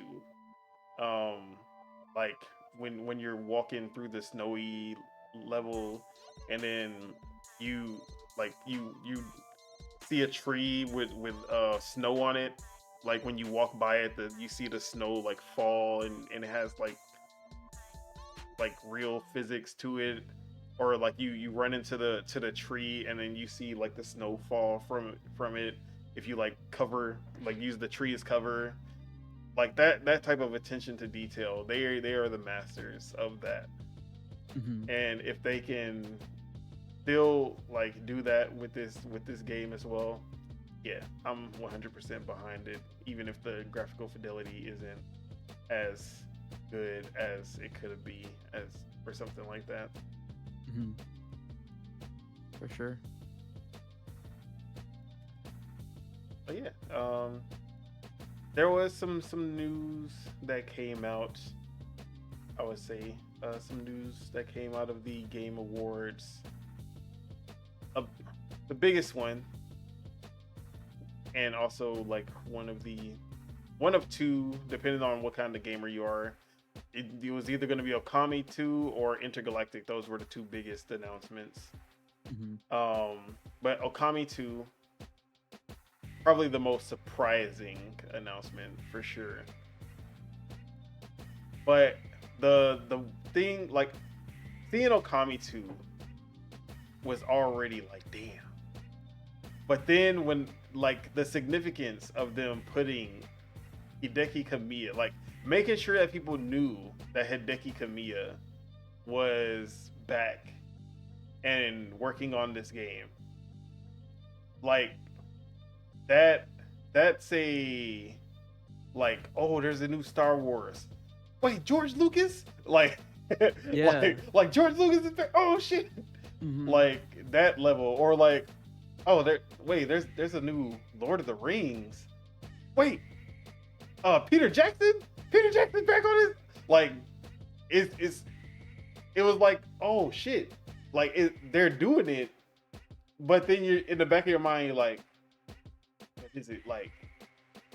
The thing that made it real was seeing Hideki Kamiya, because having like having him back working on the game gave me so much more peace. Like obviously Capcom, I feel like they were gonna do a good job even if Hideki Kamiya, because they just been hitting out the park with everything that they've been doing. But just having Hideki Kamiya back doing it as like he's the director of it, yes, 100%. I'm like, okay, that's what really got me hyped. And not only it's not like, because I was like, okay, Hideki Kamiya is back at Capcom. Like he's working for Capcom. He left Platinum Games last year, and now he's with Capcom. But that actually is not the case, which I was not expecting, because he has revived Clover Inc., which is now called Clover's Inc., or Clover Studio, I should say. And this was, he actually put out a letter when Okami 2 was announced, and that's when we first saw that Clover's Inc. was a thing, and that's the studio that's working on it with Capcom. And it is the studio that he created in 2023 when he left. So this, I think it was the same month that he announced that he left Platinum Games. That's when Clover's was created. So like all of those like videos and stuff that he was doing, where like, or all the little tweets that he's doing, like, oh yeah, I'm home, like, I'm jobless, I don't, I don't know what I'm gonna do. Like all of that stuff was like, he had a plan the whole time. Like he already had Clover's Inc. created, like Clover Studio. And if you don't know about Clover Studio, they were, I actually don't know if they were a subsidiary of Capcom, but they worked with Capcom on all of their games. And Clover Inc. was made up of Hideki Kamiya and Shinji Mikami. Both of them were big names when it came to Clover Studio. And they worked on Okami. They worked on Beautiful Joe, all of the Beautiful Joe games, and God Hand being another one that's not talked about as much, but I thought it was a really good game as well. But they eventually disbanded or got closed down. I actually don't remember what happened to Clover after that, but yeah, it was Clover Studio. But after that, obviously, Hideki Kamiya went to make Platinum Games. Shinji Mikami went to go make Tango Gameworks, and the rest is history from there. But yeah, Beautiful Joe was their first game. I always forget which one came first, Beautiful Joe or Okami. So Beautiful Joe was the first, and all of the sequels, and then Okami, and then God Hand. But all of them were published by Capcom, and they were a subsidiary of Capcom. Yeah, so they were owned by Capcom. So their new studio, Clover's Studio, they are not a subsidiary of Capcom. They are working with Capcom on this game, but they plan to work with other publishers. Basically, exactly how Platinum worked before. They're basically the mercenary that gets hired by the big publishers. They basically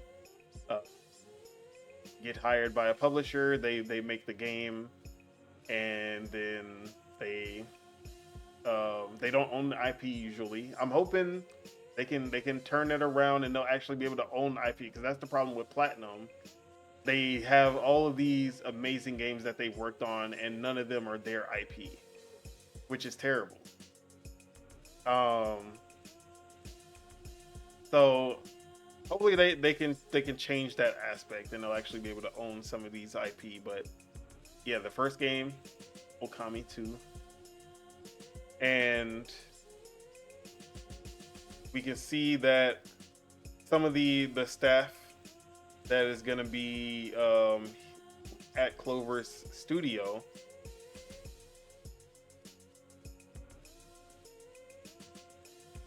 so a lot of them actually followed from Platinum. So the Astral Chain director is no longer at Platinum. He is at Clover's Inc.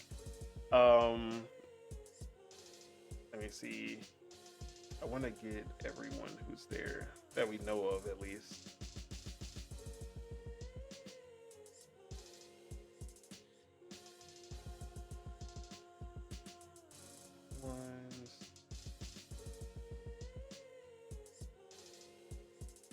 So we have so here are the people who like the big names that left um Platinum and followed to Clovers. We have Kunihiko Tsuda, that is the cinematic director of Okami, Devil May Cry, Bayonetta, Astral Chain. Hirokazu Take Uichi, that is Metal Gear Rising's lead animator. And then Rei Yamamoto, Bayonetta series animator. There was another post that had more. I'm trying to find it. Let me see if I can find it. Because at first they didn't say that the Astral Chain director was there, but then it actually ended up that the Astral Chain director ended up being there as well, which a lot of people weren't expecting. Because I was still thinking that, oh, well, you know, that as long as the Astral Chain director is there, you know, Platinum will still be fine. But then we find out that he's gone to Clover's as well. I'm like, oh, okay, never mind. Platinum's fucked. Like, like I don't know what's gonna happen to Platinum after this, but I don't see any good coming from this. But yeah, what do you think of the Clovers, the creation of Clovers Inc., the successor or like the spiritual successor to Clover Studio from Capcom back in the day? Yeah, this is exciting. You know, it's looking like he got the talent that he wanted from Platinum. The talent that is you know, that is proven, and the ones that have made like the best stuff there. It's looking like they all went, and yeah, this is exciting. I'm excited to see what else comes from this other outside of Okami. Yeah, and we know that Hideki Kamiya actually said that he wants to he said last year or the year before that he wants to go to Capcom and ask if he can, or he said that he did go to Capcom and ask if he can make an Okami sequel and Beautiful Joe 3. Okay. So we got the Okami sequel. We know what he's gonna ask for next. Yeah. Sick.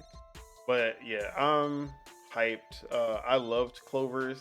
Like I love Clover Studio because I love the Beautiful Joe game.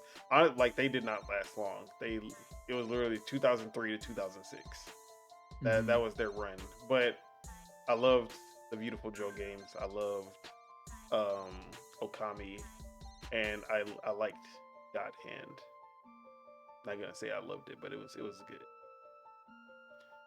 But yeah, I never expected one to see um that studio come back, but Hideki Kamiya, I'm just happy to see that he's still working on his own, like he's not just folded up into like a big publisher, because I feel like he works better as an independent studio that has like that's under a publisher rather than working at a big studio or something like that. Someone that could like create his own work. Yeah, Like he exactly. strikes me as someone that can like that wants to pursue his own ideas. And from so right now they're at 20 developers, Okay. but he says that he wants to get to around 70, 75. Um, in the like right now, that's what he's basically going through trying to do that. And then I can't find all that. Yankee had the information. I thought I bookmarked it, but I guess I didn't. There was something else that I wanted to bring up about Clover, and I could not find it for whatever reason.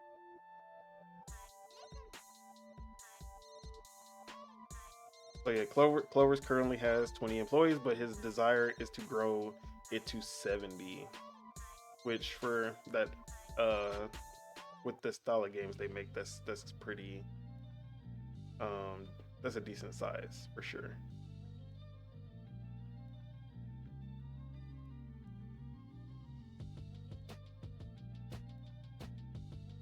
But I wanted to see the other directors that came from Platinum. I cannot find that information. I just know it was the Astral Chain director. I want to say Metal Gear Rising. There was a lot of Metal Gear Rising talent there as well. But yeah, Okami is in good hands. And what do you think of? Well, that's what I want. There was okay, so he did say something. That's what I was looking for, because he said that he basically, like, Platinum was not gonna, like, the new CEO or director at Platinum was not letting him get his do the ideas that he wanted to do, and he was stifling his creativity, and that's why he left. That's what I was trying to find. Like, he originally left Capcom because of that, right? No. That's why he left Platinum. Oh, okay. That's what I was looking for, but I could not find that quote anymore. I thought I bookmarked it. I wanted to get the exact quote. But yeah. But I could not find it on Twitter. But basically that's what it that's what it was summed up to. He said that they were, like, the new CEO or whatever was stifling his creativity. Yeah, but, I mean, that sounds about right. Yeah, because a lot of people think that like, Hideki Kamiya is the head, like, that's his studio, he owns the studio, but it was actually someone above him, and now he does actually own the studio. Like, Clover's is his studio. But I don't know why I thought Shinji Mikami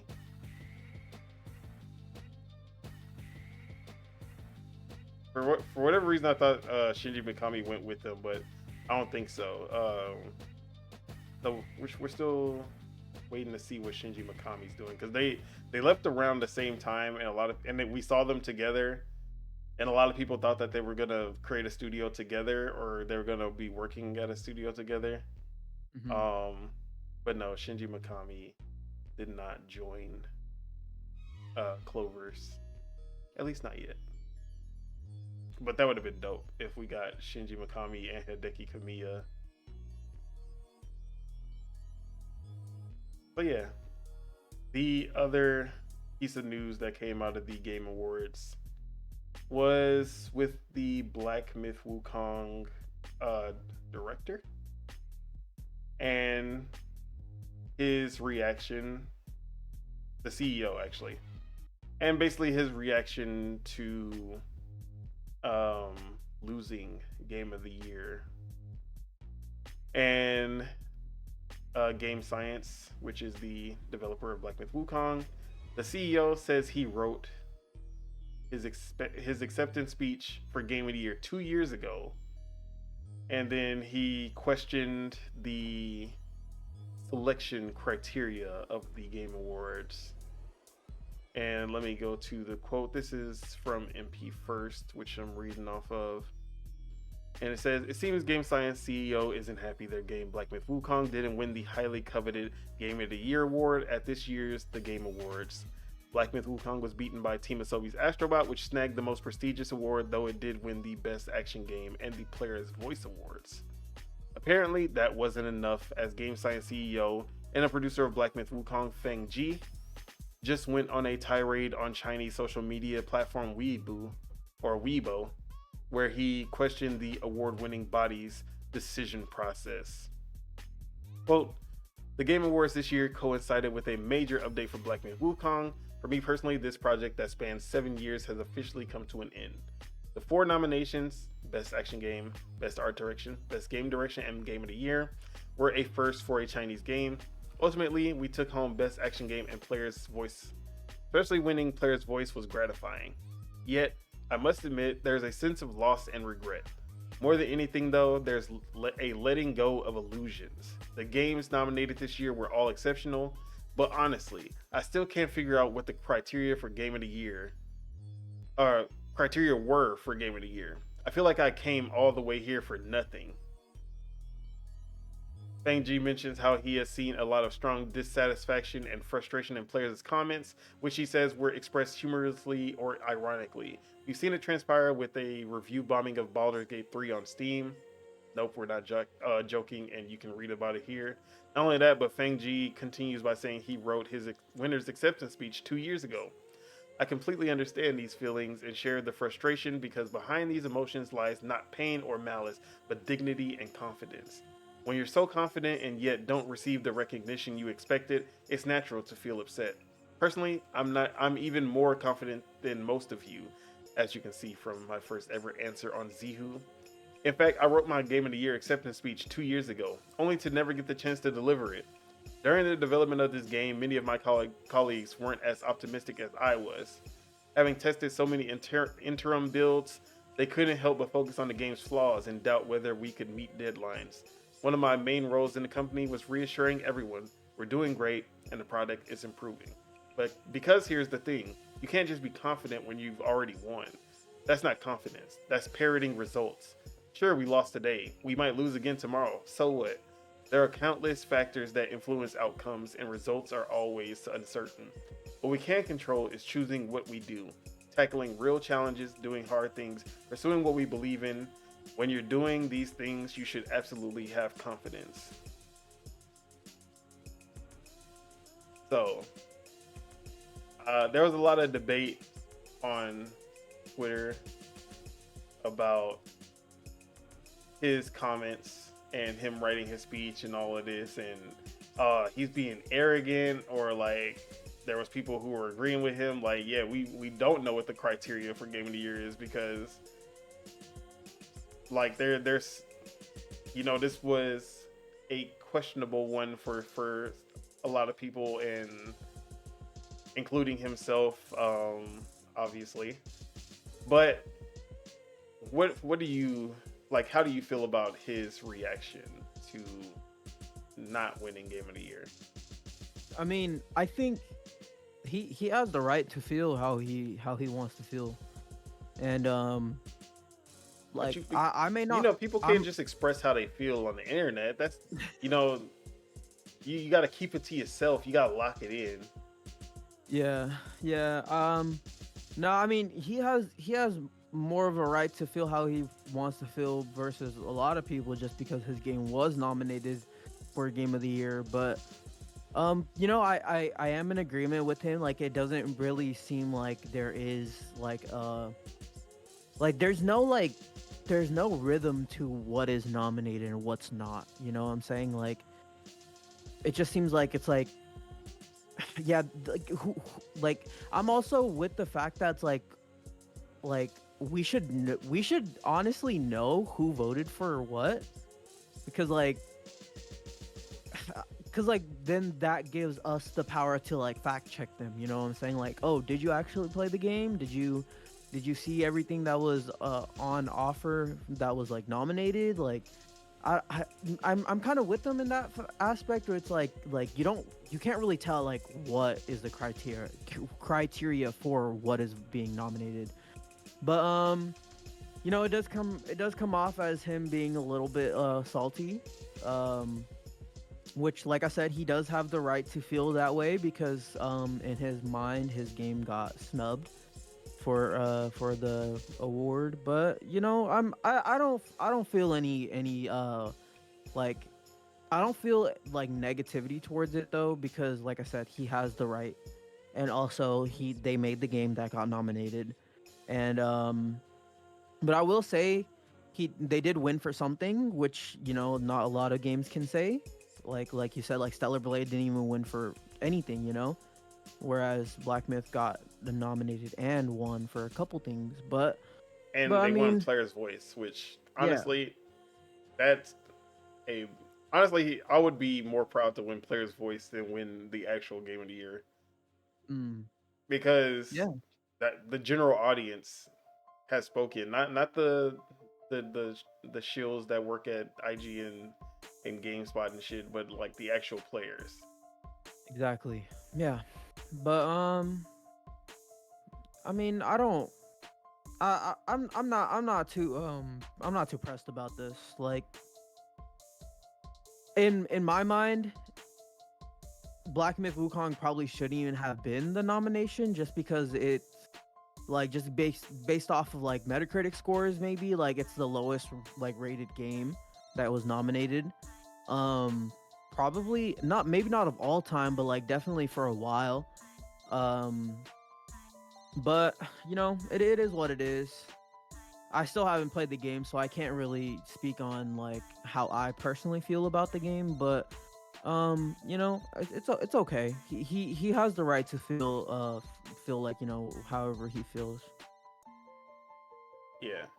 As far as what he said, like just reading the headlines that everyone kept on throwing out, like, oh, he, like all the headlines just kept saying he wrote his acceptance speech 2 years ago and questions the criteria of the like.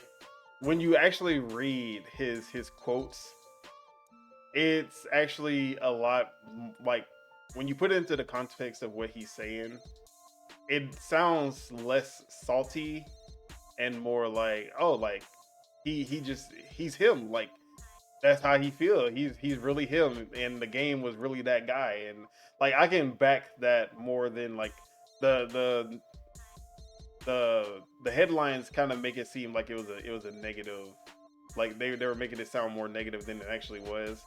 So I'm like, Hmm. yeah, like he just was confident in the product that he was creating and I can get Yeah, behind that. Now, exactly. for me, like I was gonna say exactly what you said.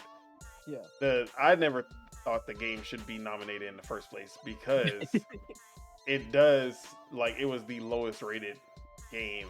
There were so many higher rated games that deserved a spot over Black Myth Wukong.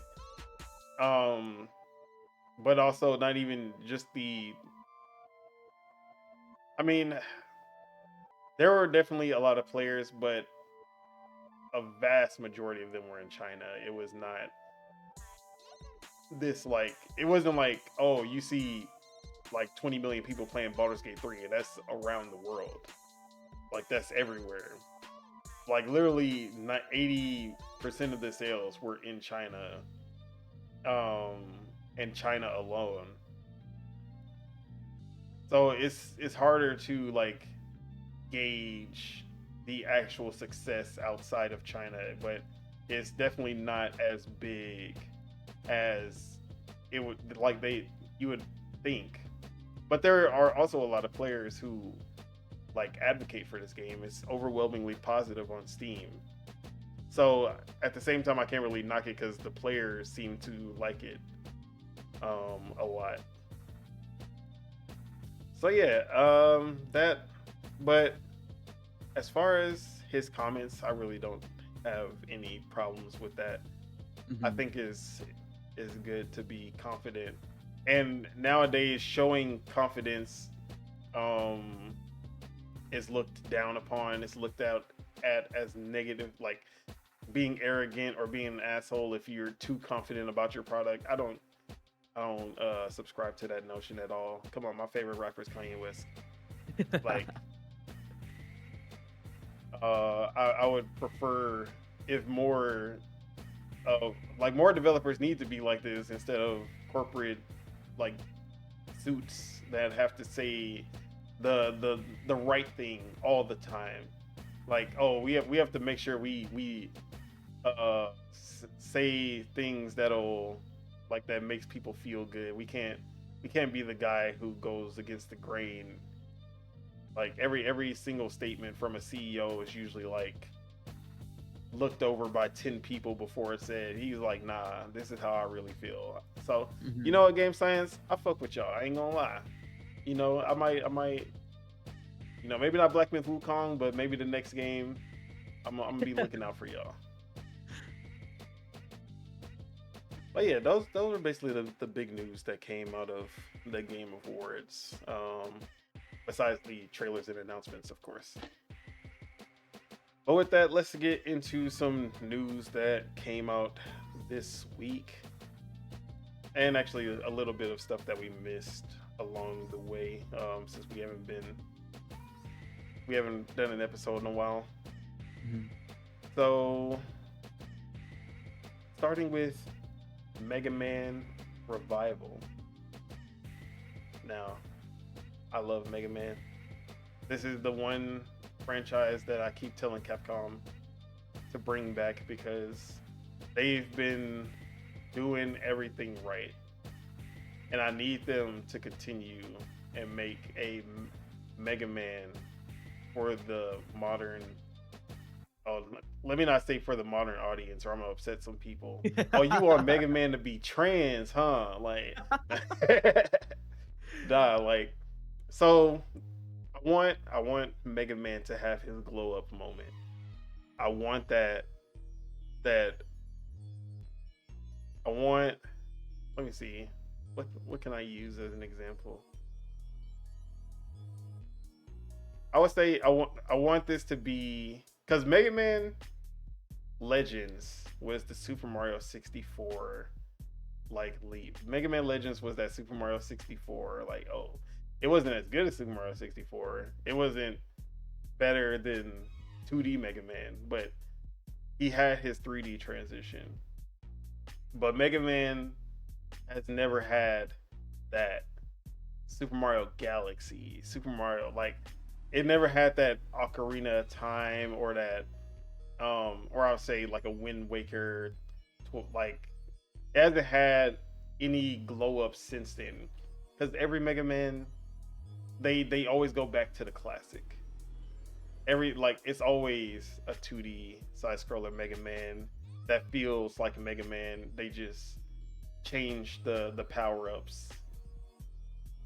But I want them to do more. I want them to give it a AAA spin, make it an action adventure game, make it like something, because Mega Man has so much potential as just a character in the world that I'm tired of them.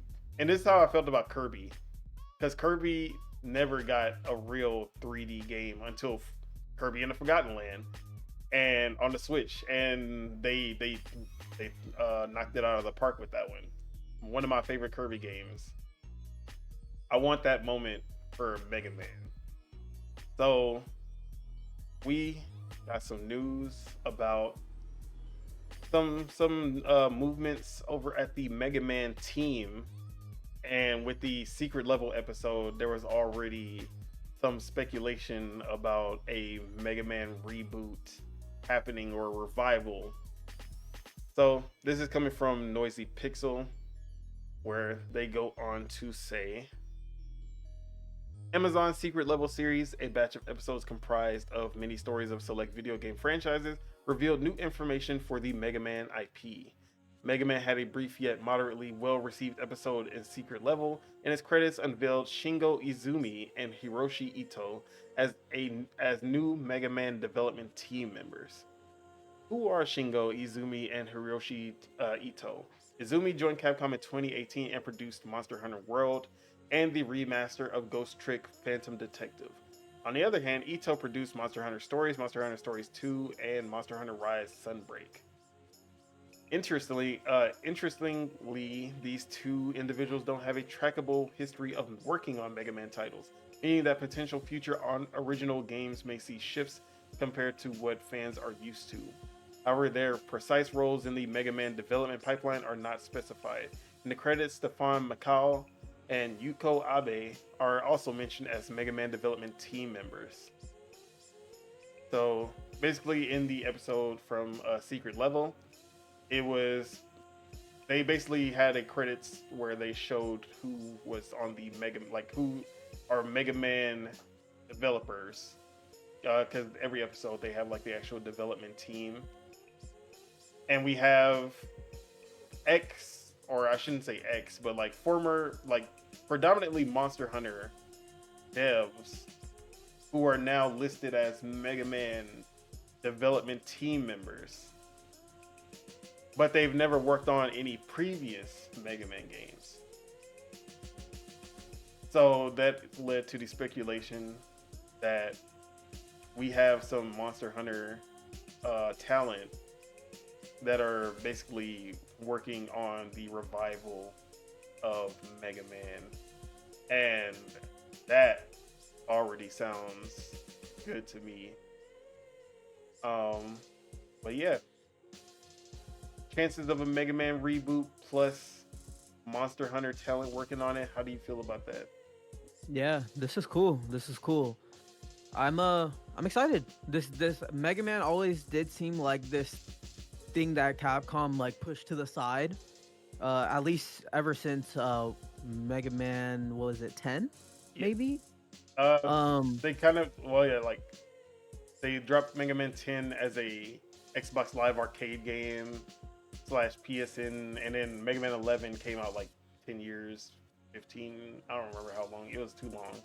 Yeah, it came out like a After, long time after, and it was right? on the Switch and Xbox PS4. Mhm. But and even then, there was no evolution. It was just another Mega Man game that played like it has always played since the first one on the NES. That's Mhm. why I'm Yeah. hoping that this is the moment, like Mega Man Legend, because we never really got that. Because both Mega Man Legends games came out on the PS2 or PS1, Mhm.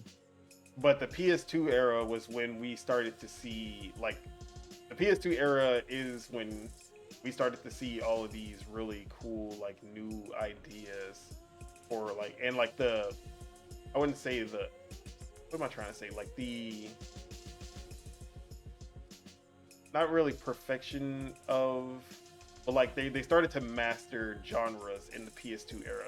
PS3, Xbox 360, that's when you had all the, everything was down pat. Um, but the PS2 eras, you like, as far as action games and stuff like that, you started to, like, everyone was mastering it at that point.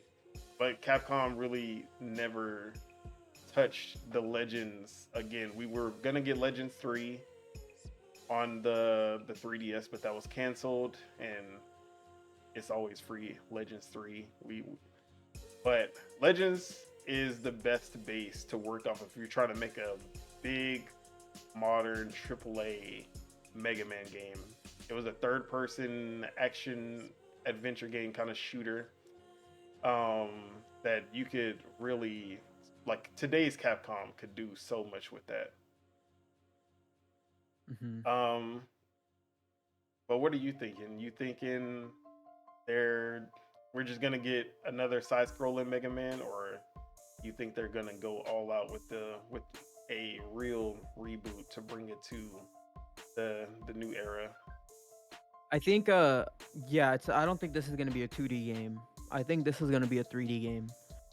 And I feel like if they are going to take inspiration from anything, they should maybe take inspiration from like the roguelike genre, because I feel like that can be a pretty good progression. It can be like the first boss you face is this power up, and then the second boss is this power up, third boss is this power up. You see what I'm saying? Yeah, So I'm thinking it could be something like that. Um, I know there was that like not rumored but canceled like first person Mega Man game. You know what I'm talking about? yeah. Like The I know Metroid Prime Mega Man game. exactly the Metroid Prime Mega Man. That could be cool. Maybe it could be first person. I don't know, but I definitely don't think it's gonna be a side scroller.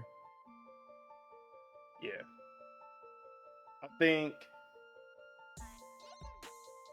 Yeah, I'm pretty sure from the reception of Mega Man 11, kind of just being like, it's more Mega Man. I think at this point, Capcom is in a place like, if we're gonna reboot something, it's gonna be like, we're not just gonna put out like, oh, here's another one just like the one you liked. We're gonna go all out with it.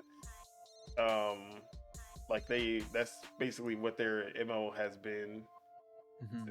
this new era of Capcom. Hmm. That's why I can't wait for Ace Attorney 7. Stop playing games. Um, but yeah, my so basically Xbox Xbox made Mega Man Legends 3 already. You know what game that is? What game is it?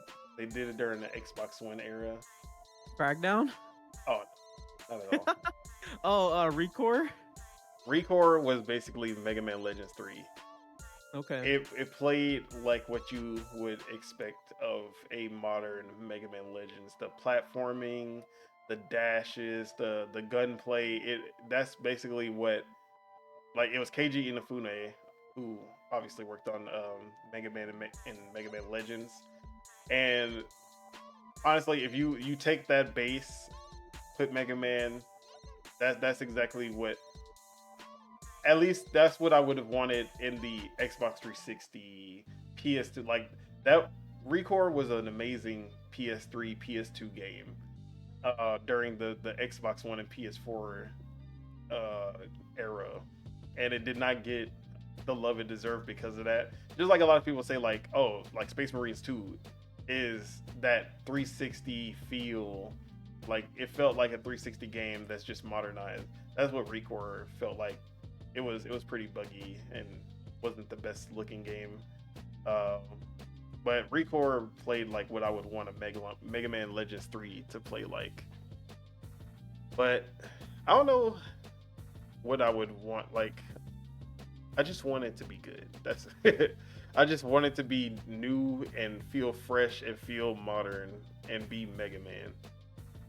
But I also wanted to keep everything that made the, like, I want to be able to choose which stage I go to, and then I get the power up, and I can figure out which of these power ups works with which one is, like, oh, I just got the ice power up, so now I can go fight the I don't know, the water, like, power up guy, and then I can just keep freezing him, and that's his weakness.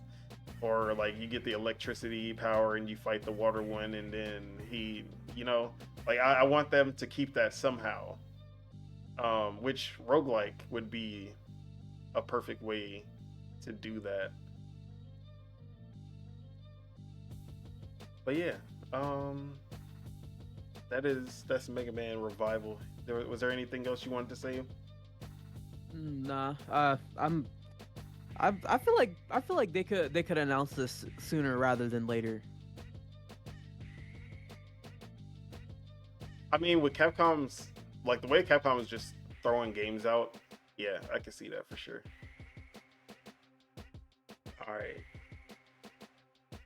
another change in formula. Like, I want Mega Man to change in formula. One franchise that has needed a change of formula for a while. It seems they are finally taking it seriously, because Ubisoft wants to change the Far Cry formula with Far Cry 7 and Maverick. So in 2023, Insider Gaming has several reports on the Far Cry series throughout the year. Notably, the Far Cry series currently has 2 games in development, which were both originally under the same game and codename Talisker. Its next mainline title is now under the codename Blackbird, and an extraction-based shooter is under the codename Maverick. Both games are still in development at the time of writing, but their release dates have been pushed. Back internally from 2025 to 2026 due to complexities in development.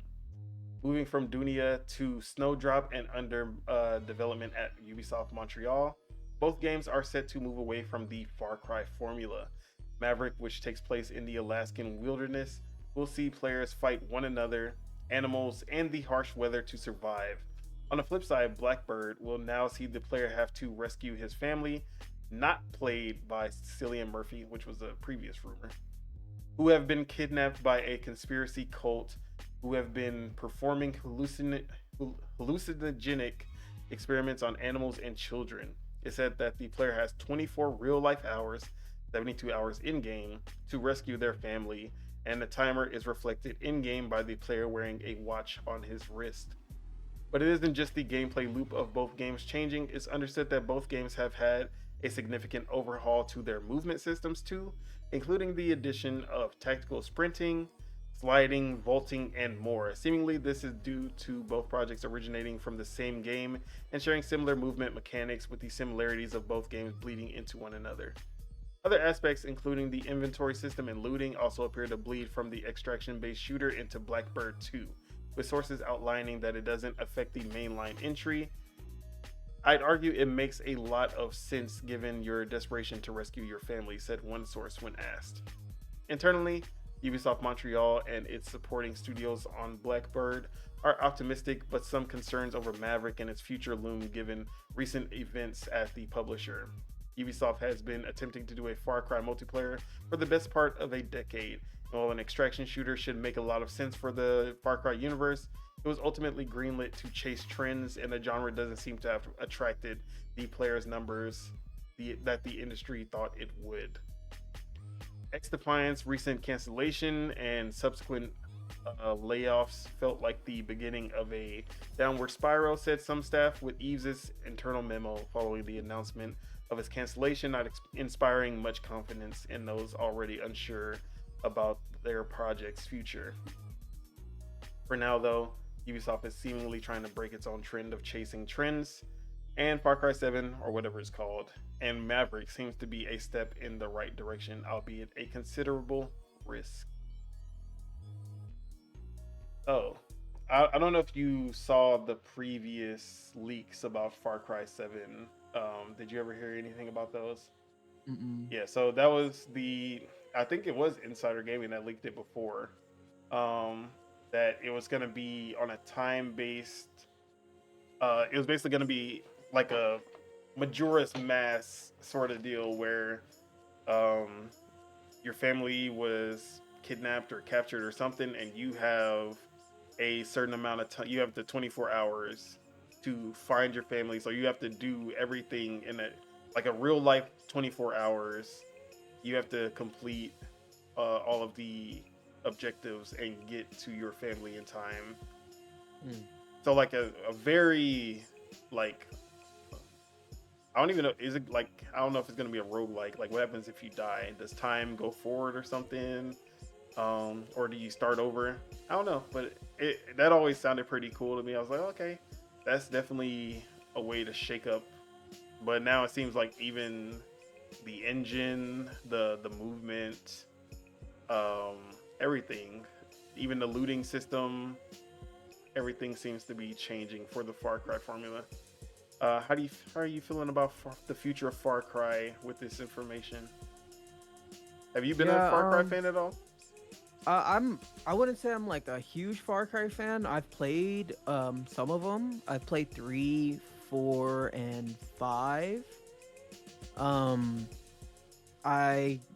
I think I've only beaten 4, I think, but I've only beaten like one of them. But I'm not super excited about the upcoming Far Cry games, but I will say they did try to change the formula with 5 a little bit, with it being like you can pick and choose where you want to go and how you want to do things, and like it not like forcing you down like one specific like path. It kind of did change things up, but I'm optimistic though. I'm still waiting for a extraction like shooter to appeal to me, because I haven't really played one that has appealed to me. But I'm optimistic. Hopefully we'll probably see an announcement soon for this, especially if Ubisoft still remains afloat with how they currently are. But I'm optimistic though. This seems interesting. I can see it getting announced in the Ubisoft Forward 2025, around June-ish. To be honest, it's interesting why they aren't trying to make them one game. Like I feel like it could be like one game with 2 different modes, maybe.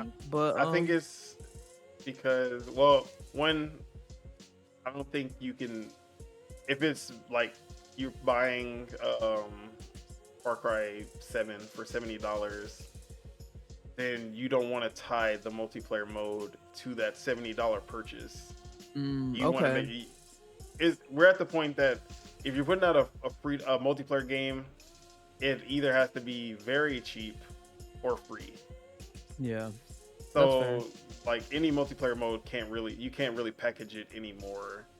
Like unless you're a Call of Duty, unless you're a Halo. I mean, even Halo, they went free to play with the multiplayer. Mm-hmm. Yeah, unless you're already an established like multiplayer juggernaut, you're not getting away with charging $70 for multiplayer. Okay, that's fair. That's fair. But yeah, I would actually say I'm a huge Far Cry fan. I didn't, but it's been like every other game since 3. So I love Far Cry 3. Like Far Cry 3 is number 1, 100%. Like that's my favorite. The one with Voss, one of the greatest video game villains of all time. Although I wish he was like his ending was handled better, but like throughout the game, he was just such a menace. Like that speech at the beginning of the game is still unforgettable.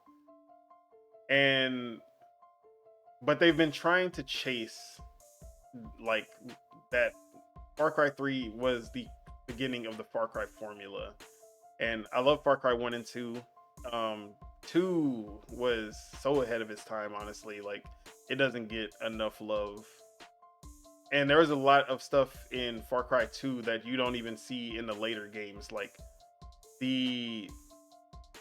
so Far Cry 2 was the one that introduced the mechanic where you would burn the grass and the grass, like the fire would spread. And this was the first game that first console game for sure that I had seen that even like had that mechanic. But in later games, they toned it down so much. Like Far Cry 3, it like the spread in Far Cry 2 was like a real wildfire. It would just keep spreading unless you literally did something to stop it. But in the later games, they would just stop after a certain while. Mm-hmm. And like even the animation work, like Far Cry 2, it still holds up to this day as like a really great first person shooter. But Far Cry 3, that's when they introduced that formula with the RPG elements. They Assassin's Creedified it basically, and ever since then they've been chasing that formula with the villain being the focal point ever since Voss. But I still don't think they've ever had a villain as good as Voss. But Far Cry 5 was the closest to Far Cry 3 for sure. I didn't like Far Cry 4 because it felt too much like Far Cry 3. Far Cry 5, they did a lot to make it feel fresh and also had a villain that was hateable but also enjoyable. Like I didn't think Far Cry 4's villain was enjoyable till this Pagan. Did not really care. Like every time he was on screen, I just found him annoying. But like Voss and I forgot what their name was in. I think his name was like Joseph Seed or something. Yeah, like Joseph. That. It was it the Seed family? It was, but yeah, all the whole family, like they were all hateable, but you like just like hearing them throughout the town and like seeing their cutscenes, it was like, man, I want to kill y'all, but like it like Joseph especially, he was great. And then that ending was so I don't know if you got to the ending, but that I didn't. But if you want to spoil it, you can. No, we gotta man, you gotta play that. You gotta Okay. honestly, because that's probably one of the like most what the fuck endings I've seen in video games. Like that's the ending that bumps up the game from like an 8 to a 9. Okay. So yeah, Far Cry 5 was amazing. Far Cry 6 was like it was just that just felt like a cash grab. Honestly, they didn't do anything to move that franchise forward. So I'm hoping that the trend continues, and in Far Cry 7, they're gonna do something amazing, and it seems like that's exactly what's gonna happen. Okay. But yeah, was there anything else you wanted to add as far as the Far Cry? Do you? I feel like Far Cry 6 got that was like the start of the Ubisoft hate. Like that Ubisoft hatred that we started to see come up, and like even I remember like a bunch of reviewers and like not kind of funny, but I think it was more like I know like Jeff Grubb and Mike Minotti, they hated this game like with a passion. But it was a lot of like media people who were just like using it as a punching bag for the longest. Just like, oh, this game is just painfully generic. Like it's like just boring. And I had fun with Far Cry 6, like because it's Far Cry. It just didn't do anything special. But I think a lot of gamers started to like. That's when they started to talk about the Ubisoft formula and all that. Valhalla and Far Cry 6 for sure. But do you think gamers would be receptive to a Far Cry 7 even with these changes that they're doing? Like you mean like they might take to it? Yeah, like if Far Cry 7 like they show off the time mechanic and everything pretty well, like and it looks good, it looks like it plays good. Like, but it's Far Cry. Do you think people are just gonna be like, it looks good, but it's Far Cry?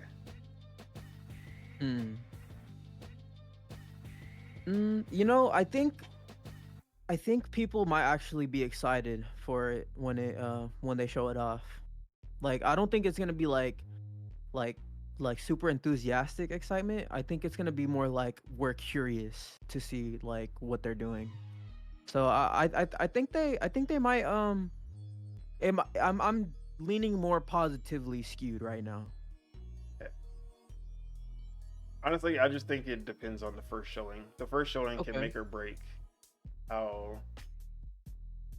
I don't think this is a game that they should announce with a cinematic.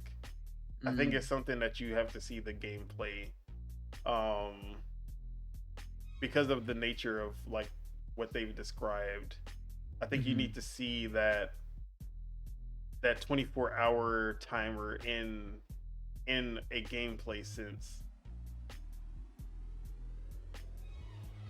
But knowing Ubisoft, we're gonna get the cinematic first, and then people are gonna complain about something in the cinematic, or like there's gonna be a woman, or they're gonna have something that people are gonna be mad about in the cinematic, and then we'll finally get the gameplay, and then by then the conversation is already like negative.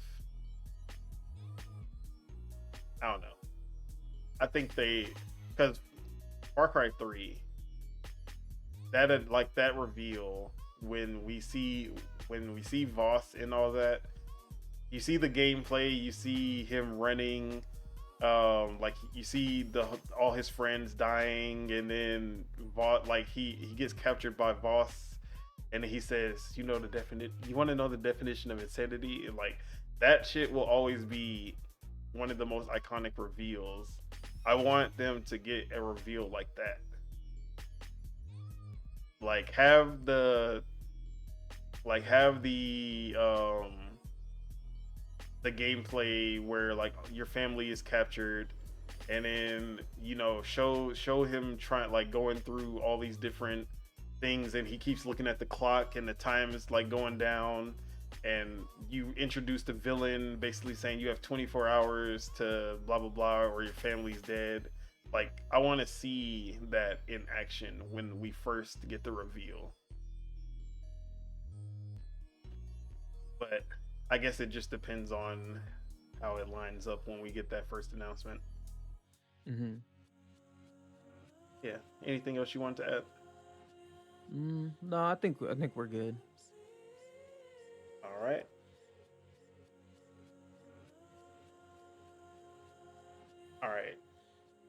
So speaking of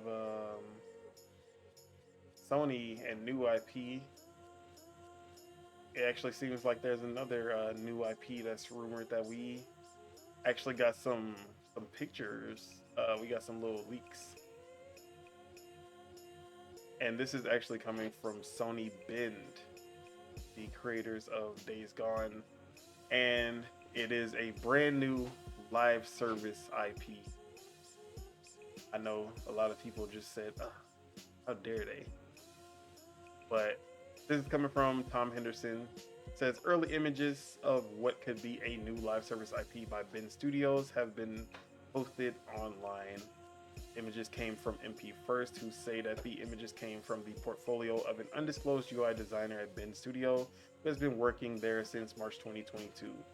According to the outlet, the images originate from a Google Drive that was uploaded sometime in 2023, but it's unclear on when exactly the images were taken.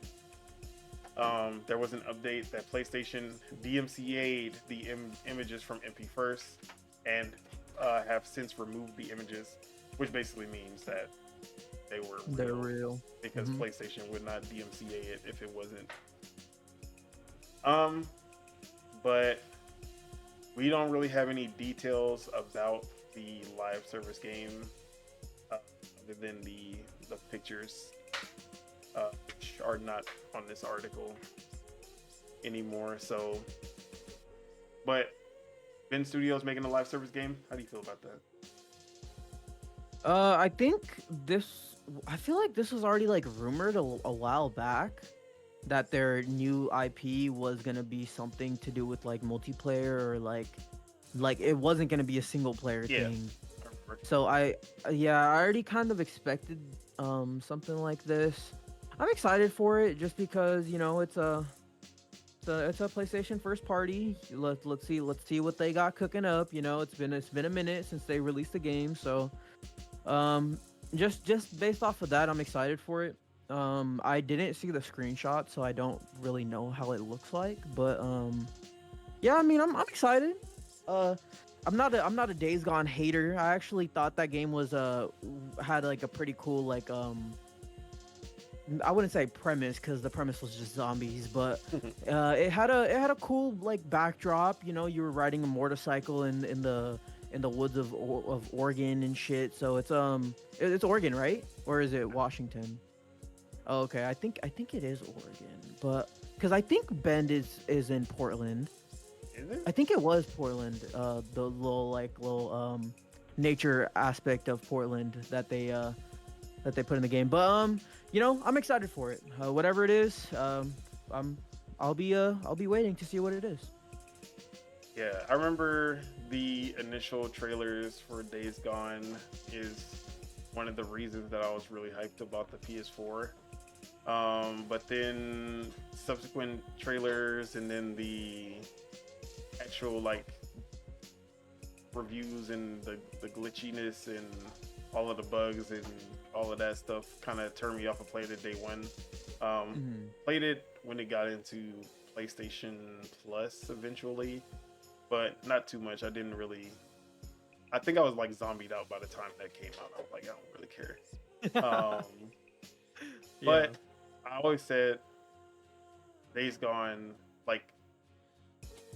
would have been so much better if it was multiplayer. The world, the gameplay kind of just lended itself to, like, it felt like it could have been a multiplayer game, or maybe they originally were thinking about making it a multiplayer game. Especially coming from like Dying Light is basically my pinnacle zombie game. Nothing touches Dying Light. So multiplayer zombies, that's like when I see zombies, I want multiplayer. That's how I always feel. So I don't think their next game is a zombie game, but them doing multiplayer with the gameplay that they've done before, I think that's going to be pretty sick. Plus, PlayStation just needs more multiplayer games. Not Concord. Yeah. Anything else you want to say about the new IP? Anything you're you want, or I should say you're looking forward to as far as? Nah. Did you see the screenshots? Nope. No. Okay, so you don't even know what they were either, huh? Damn. If you want to look through it, I can move on to the next topic, and then if you can find it, put it in the chat. I've literally been looking. I can't find them. Yeah, so they did a good job of removing these screenshots. I'll say that. But nah, nothing else. Let's see what it is. You know, maybe it could be something like really exciting. I'll just say that because Bend their gameplay is pretty good. So I'm like I said, I'm optimistic. Days Gone factions. Let's go. All right. So next piece of quick news. The Tales of series remastered project will continue after the release of Tales of Graces F remastered with a consistent line of remastered works, according to series producer Yusuke Tomizawa. So basically, they are going and remastering all of the Tales of games, which is, yes, this is exactly what I've wanted. Have you been big into Tales of games, or? I've actually played a couple of them. I've played Tales of Arise, and I think one that I played was on Game Pass. Tales of Vesperia Definitive Edition. Yeah, I think it was that one. Yeah. It had a character with red hair, or am I mistaking red that? Hair. That one was the one with the straight black hair and the blonde guy. The girl had the pink hair. Okay, yeah, maybe it was this one. Tales of Vesperia Definitive Edition. This was on Game Pass, right? Yeah, it was on Game Pass for a okay, while. So then yeah, it was this one for sure. So I've played a couple of them. I haven't played too many, but yeah. So I'm a huge Tales of fan. Ever since Tales of Symphonia on the GameCube, and yeah, Tales of Symphonia, of course. Vesperia was the Xbox 360 exclusive. That one was huge back then. But then after the PS3 era, Tales of kind of just fell off a cliff as far as quality. It still felt like they were making PS3 games. Like Tales of Zestiria was pretty bad, and then Tales of Berseria was okay, but it still felt like they were just like stuck in a rut of not really improving until Tales of Arise, and then we saw like how they just leveled up everything with Tales of Arise, and then that ended up being their best selling game in the franchise, I believe. So yeah, but I still love the Tales of series, and there's a lot that I haven't played. Like I haven't played Tales of Graces, so I'm excited about that remaster being the next one. The ones that I want to replay the most is Tales of Xillia 1 and 2, which were PS3 games. Those, bro, when I say that they had the best combat in the series, it was basically like a Devil May Cry game. Like the combat was so good. So I want to play through those again. Also, like the SNES Tales of games, because I never played any of the older ones, like the 2D ones. Never played them. So I want to see if they actually go far back into those as well, and either make them 3D games, like turn them into a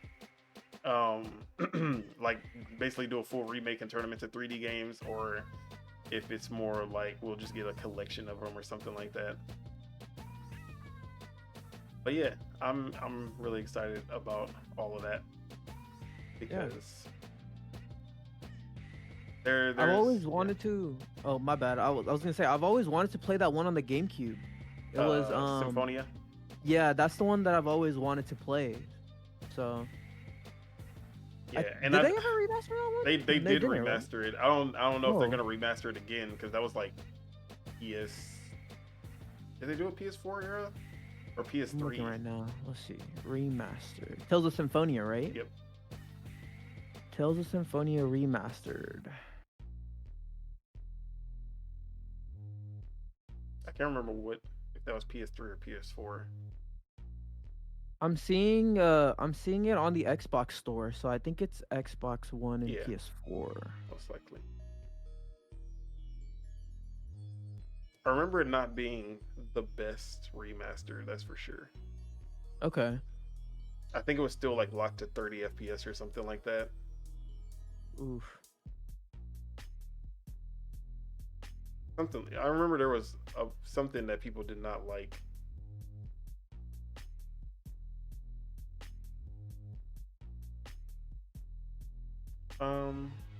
But yeah, I'll probably play I'll probably end up buying every remaster that they make. Honestly, I just love that franchise. Yeah. So with that, let's go ahead and is that it for these? Yep. Let's get into some bigger news. I got the Nintendo Ninjas in the back. They with me right now. We posted up because some people been kind of reckless out here, bro. Like I I don't know what's going on with dudes. Like, do they not understand that who Nintendo is? Like, it feel like they must have forgot who Nintendo is and what we really about. They forgot that we bought it when it come down to this leak shit. Cause everybody just been outside, just been like, hey, I guess we were just gonna, Nintendo ain't announced this Switch 2, so we gonna come outside and announce the Switch 2 ourselves. And I'm over here like, bro. And Nintendo, they called, like, Furukawa, he called me up and he was like, what are they gonna do? I'm just playing, that was racist. But Furukawa called me up, he was like, yo, people out there tripping over there in America. I was like, word? I was like what's going on with Doug Bowser? He ain't cracked down on it. Like, we don't know where Doug Bowser at. And like, man, that nigga, Doug Bowser, like Reggie would have handled the shit. That's all I'm saying. Doug Bowser, we don't know about that guy. I think he actually sabotaged it from the inside. His name is Bowser. Can't trust him. I said it from the jump. We can't trust him. But I ain't never seen nobody this bold about leaking Nintendo's, like, anything Nintendo. But D-Brand was outside. They were like, hey guys, here's our new case for the Switch 2, and here's a little render of the Switch 2. Then the CEO came outside and he was like, hey everybody, yeah, that was the Switch 2. That's the dimensions. We got all of that.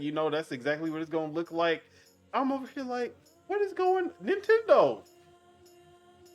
I'm like, what's going on? This is not, bro.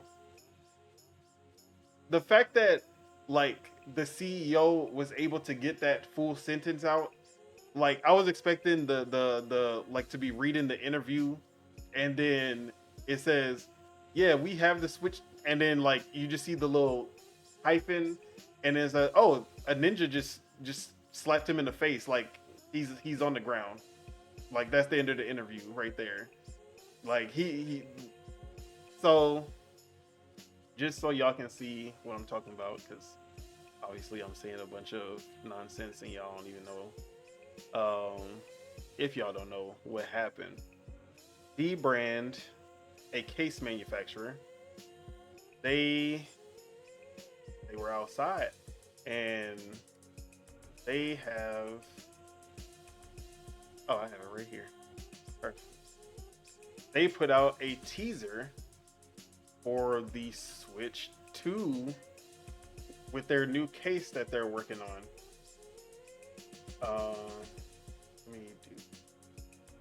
There you go. Fully 3D rendered, just like you can see all the angles. Obviously, this case is more of a carrying case, not one that you're actually going to be playing with.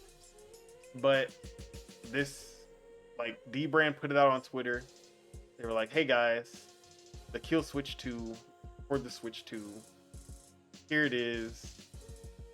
And they were just like, it hasn't been taken down. Nintendo hasn't said anything. Like they just put it out like, hey, here you go, guys. Just randomly. And they actually weren't the first to put out something about the Switch 2 because there was a Chinese case manufacturer, a playing case at that, that showed an even better look at the Switch 2. And this one, you can actually see not only the magnetic, like you can actually get a good look at everything from the extra button to the magnetic Joy-Cons at work to the like the vents and the ports, the like literally everything. Everything is in full display. Means why the picture does not zoom. Not your day's Twitter. Anyways, I don't know why that won't even. But you can see that they have. So they have 2 ports actually, which is I didn't realize this before. There's a port on the top. It looks like a USB-C port, and there's a USB-C port on the bottom as well. I don't know the reason for that. I'm guessing we're gonna find out later. But this one is probably the best like look at the Switch that we've gotten, from being able to see like the larger shoulder buttons and triggers, and then even here the actual magnetic part of the Joy-Con, you can see that the SL and SR buttons are a lot bigger as well. So when you're playing split Joy-Cons, they're easier to press because those are like the ones on the regular Joy-Con are really tiny and hard to press. So they've made those a lot bigger and easier. Now the big one is the extra button on the right Joy-Con, which is a C. If you haven't looked at it, it's a C button. So what do you think that C button is? Because on previous Nintendo controllers, it's usually the C button's camera button for like moving the cameras on the N64, or the C stick on the GameCube.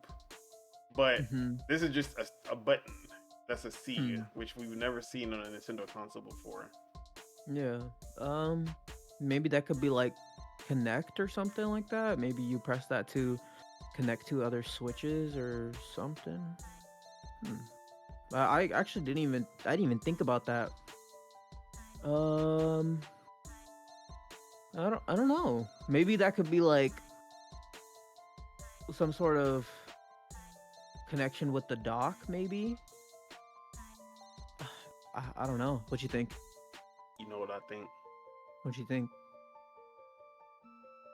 C for chat, C for communications. We get in the actual chat system, and you'll be able to just pull it up with that button. Party stuff like invites, anything, you just press that button, and then it'll bring up your communications, your chat, your messaging, all of that. I think that's what that extra button's for. Yeah. No. Because the actual screenshot button is still there on the left Joy-Con, and then what was the other one? Oh, the home button. Yeah, obviously the home button is right there as well on the right Joy-Con. So I think that's gonna be like your communication, like, because they're like, I guess the home button will work the same as it does on the Switch. Like the home button is literally just for bringing you to your home menu. There's no like dashboard, or not dashboard, but like guide button. On the Xbox is the big X, and then PlayStation has the PlayStation button to bring up the, I don't even know what they call it on PlayStation, but their guide. I think that's gonna be basically like their guide button. Okay. Yeah, that's what I think that extra button is.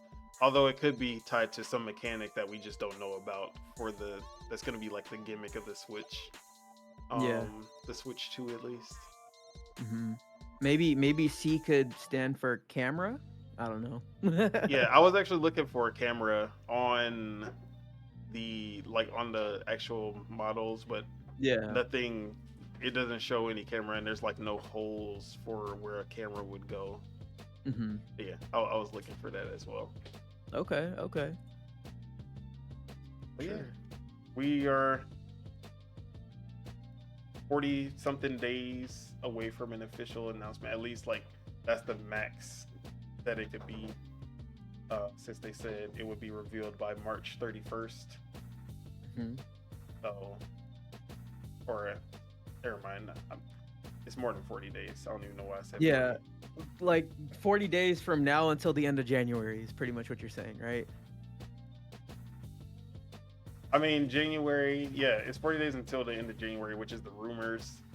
But then if you count what Nintendo said, if we're going off of them, then it's like, Like 3 months. yeah, 3 months away.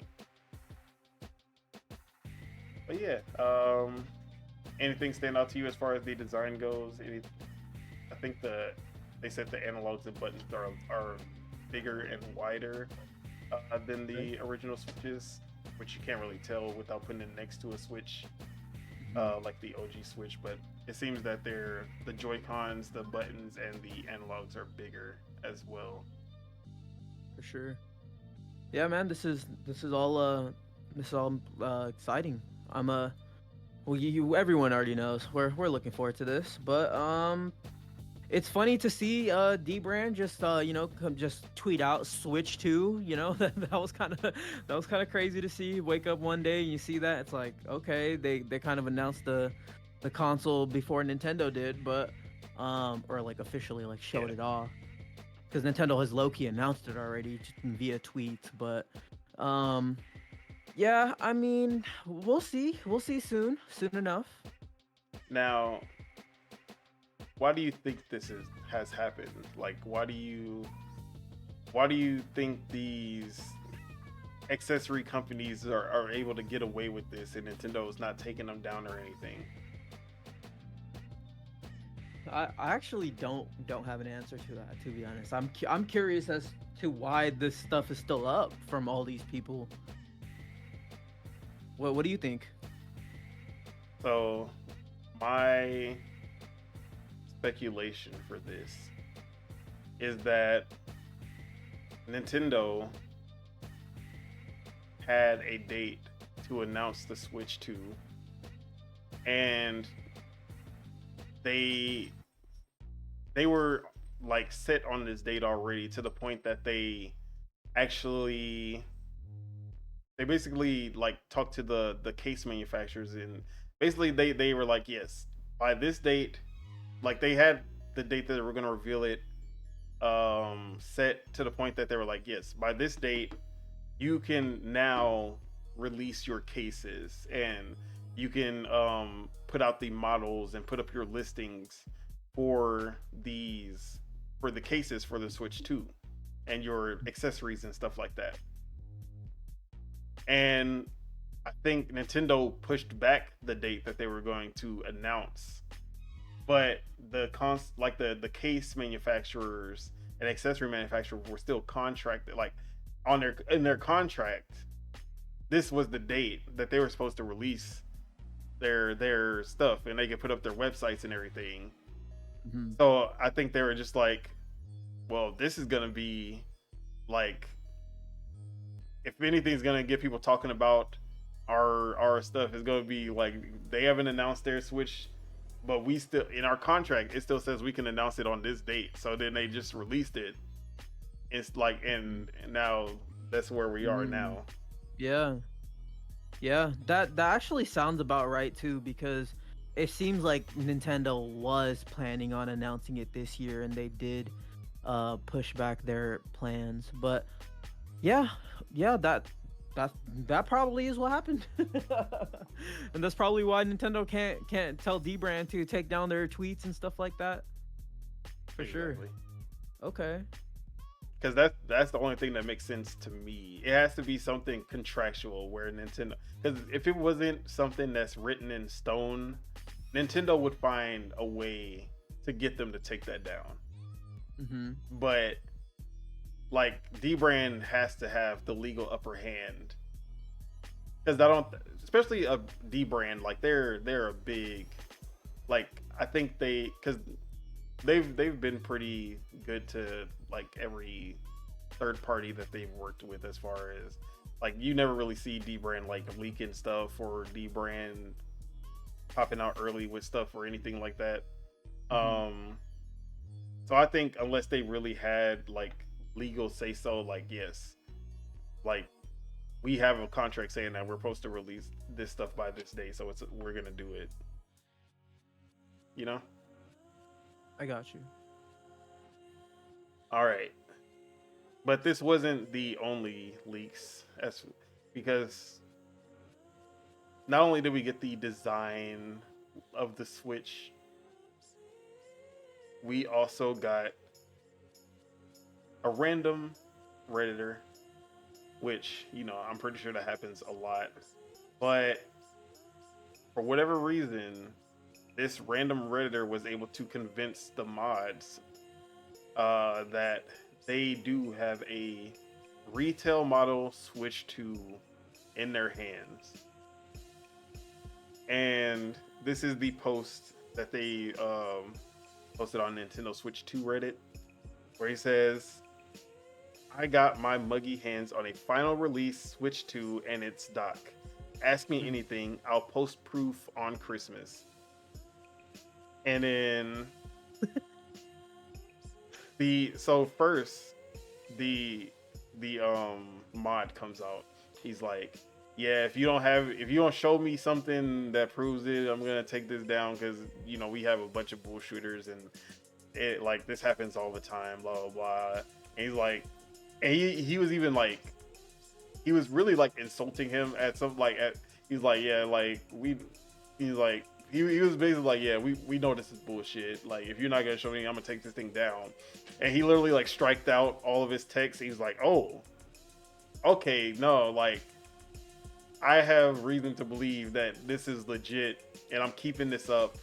And like he showed me something that like he showed me something that makes me believe that he actually has this in his hands, and that he like the reason that he doesn't want to, like he even said the reason he doesn't want to post it now is because if he posted it too early, like the Nintendo will be able to easily track it back to him.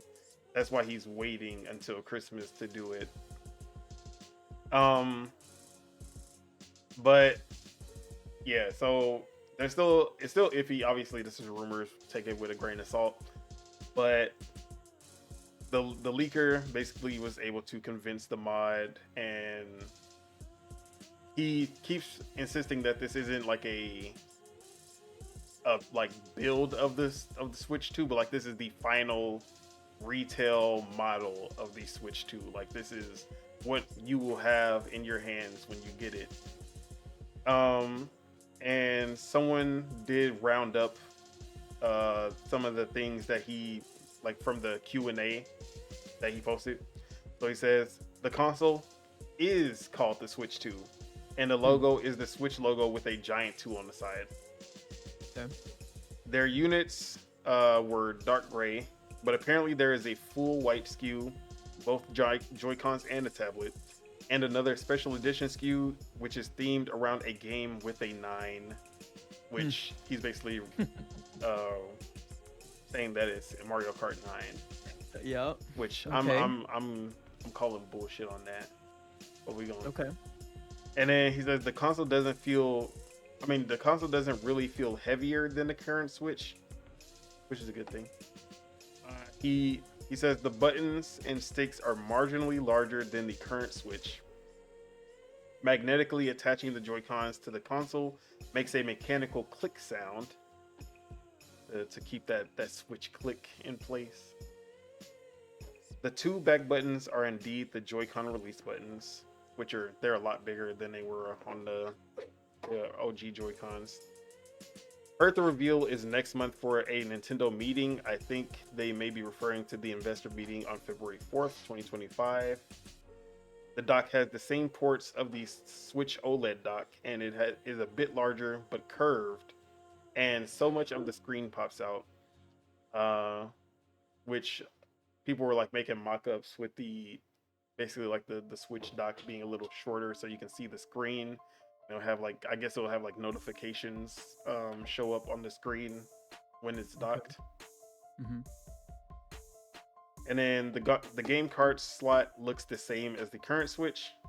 The top side of the Joy-Con, when detached, has a surprise feature.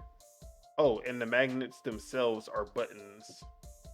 Then he says it's an LCD screen, and the ZL/ZR buttons are larger than the current Switch. Okay. Oh, and the sticks are Hall effect. That was the last thing he put. Okay. Hell yeah. That's exciting. That's probably exciting. the most important information. That is, honestly. Damn, did he say anything about what the C button does or nah? No, he did not. Okay. At least from the screenshots that I got. Okay.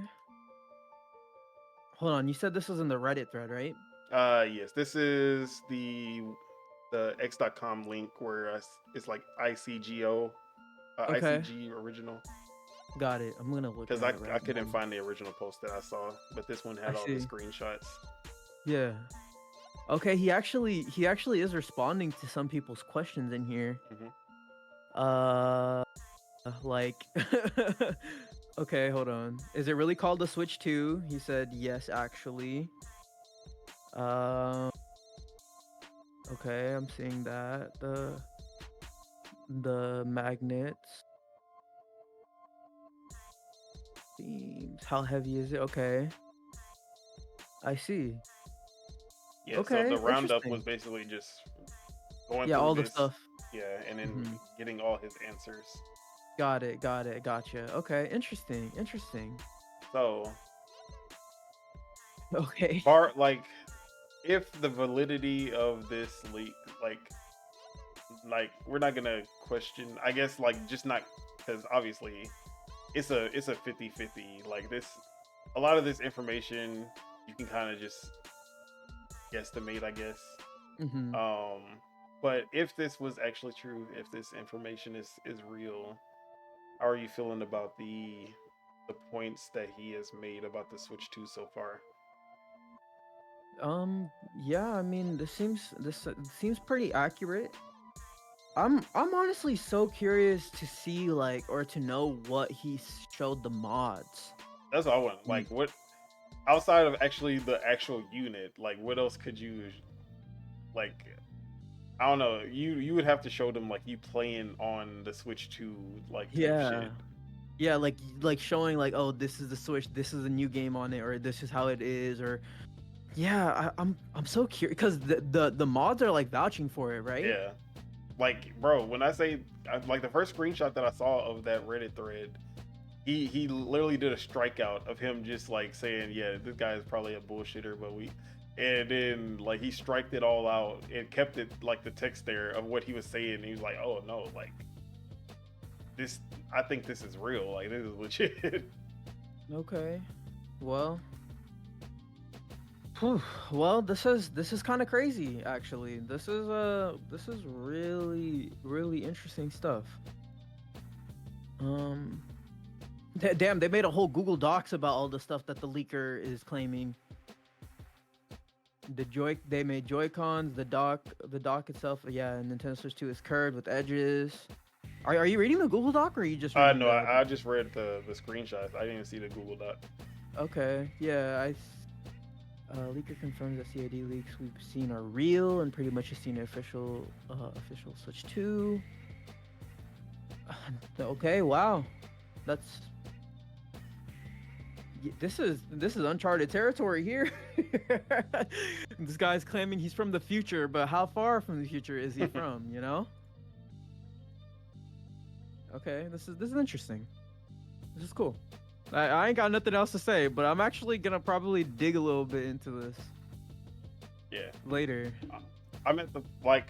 I think like the design leaks and everything. I mean, because so remember when we got the specs, the leak specs and the Tegra, the 249, 239, some shit like yeah that. 239, Tegra Yeah. T239. We got the mock-up of the Switch at the same time, and now this basically is bar for bar what that mock-up showed, and it was leaked at the same time as the spec. So now I'm like, okay, if the mock-up was real, the specs are most likely real as well. The 12 terabytes of memory, the obviously the T239, the storage option, 256 gigs, plus the you being able to use a, what is it called? It was the Samsung thing at the UFS 3.1 storage that's similar to like a Xbox Series SSD. Mm-hmm. But yeah, if those specs are real, this design is real, with the bigger buttons, bigger Joy Cons, same small analog stick though. I'm still like I'm always been excited. I'm more for the games, but like as far as the hardware goes, yeah, this hardware is gonna be hype. I just need to see the, now it's all about the software. Like I know the hardware is gonna be good, and that's really the most that was probably the most concerning part about the Switch 2 is the hardware gonna be a real leap from the Switch one. I think the hard, like design wise and like it trying to be a new, like something super fresh, no, but as far as like specs and quality of life, I think they're gonna knock it out of the park with that. Now it's all about the software. Is it gonna have chat and messaging? Hopefully that's what the C button is. Is it gonna have online that works like as good as it does on the Xbox or PC or PlayStation? Those are the things that I need to see now. That's the only concerning parts, at least. Okay. But yeah, what about you? Yeah, I mean, I'm still in the camp of like I wanna see like officially what it looks like from Nintendo with the screen turned on and all that. But yeah, I am now definitely more curious about the games too, for sure. The launch lineup of games will determine on like, you know, if this thing will get, you know, bought in droves. So we'll see, but I'm excited. Hopefully you're not believing the Mario Kart 9 stuff. Oh yeah. See, I don't trust when, because that's really the one thing that kind of is shaking if I believe him or not. Okay.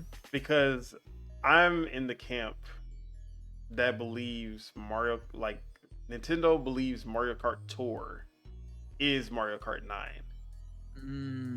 Because they also count the GBA version and they count the GBA version, the DS version as entries in the Mario Kart. Like they're numbered entries in the Mario Kart franchise. That's why like people were confused when Mario Kart 7 came out.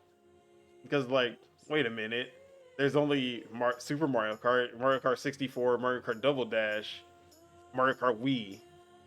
So how did we get to Mario Kart 7 on the 3DS? All like, because they count the GBA and DS versions. So if they're counting GBA DS versions as numbered entries, they're counting Mario Kart 7 on the 3DS, Mario Kart 8 on the Wii. I just like, and then Mario Kart Tour came out. I just believe that they wouldn't like say, oh no, Mario Kart Tour is not a real Mario Kart. Although I would say it's not a real Mario Kart. I don't think Nintendo would treat it as if it wasn't a real like Mario Kart numbered entry, Mhm. because they even use maps from the Mario Kart Tour on Mario Kart 8, the expansion, like the DLC packs that they had. Mhm. So I believe I'm in the camp that believes Mario Kart 10 is what it's gonna be called. Mm. Okay. So when I see a leak that says Mario Kart 9, that kind of just like, mm, although like there is a chance Nintendo could be like, oh yeah, no, Mario Kart Tour is his own thing. Um, I just like knowing Nintendo, I just don't feel like they would say that. Yeah. No, that's fair. Maybe to him it's like, oh, it's a new Mario Kart, so he's just saying it's a 9, but Yeah, so maybe maybe it's not even called Mario Kart number.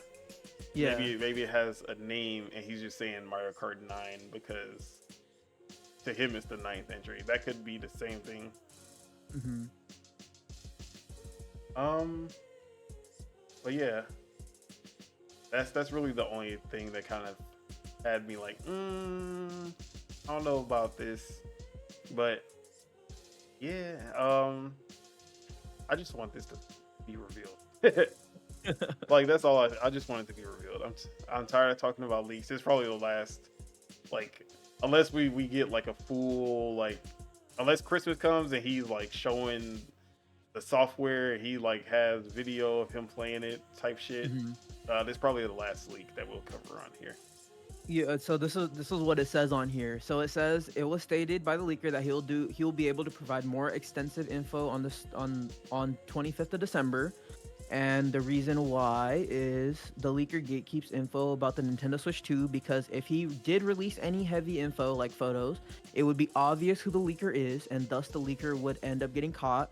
It is later stated by the leaker that on the 25th of December, two people will test and see the Nintendo Switch 2. Thus, it will be harder for Nintendo to identify the leaker.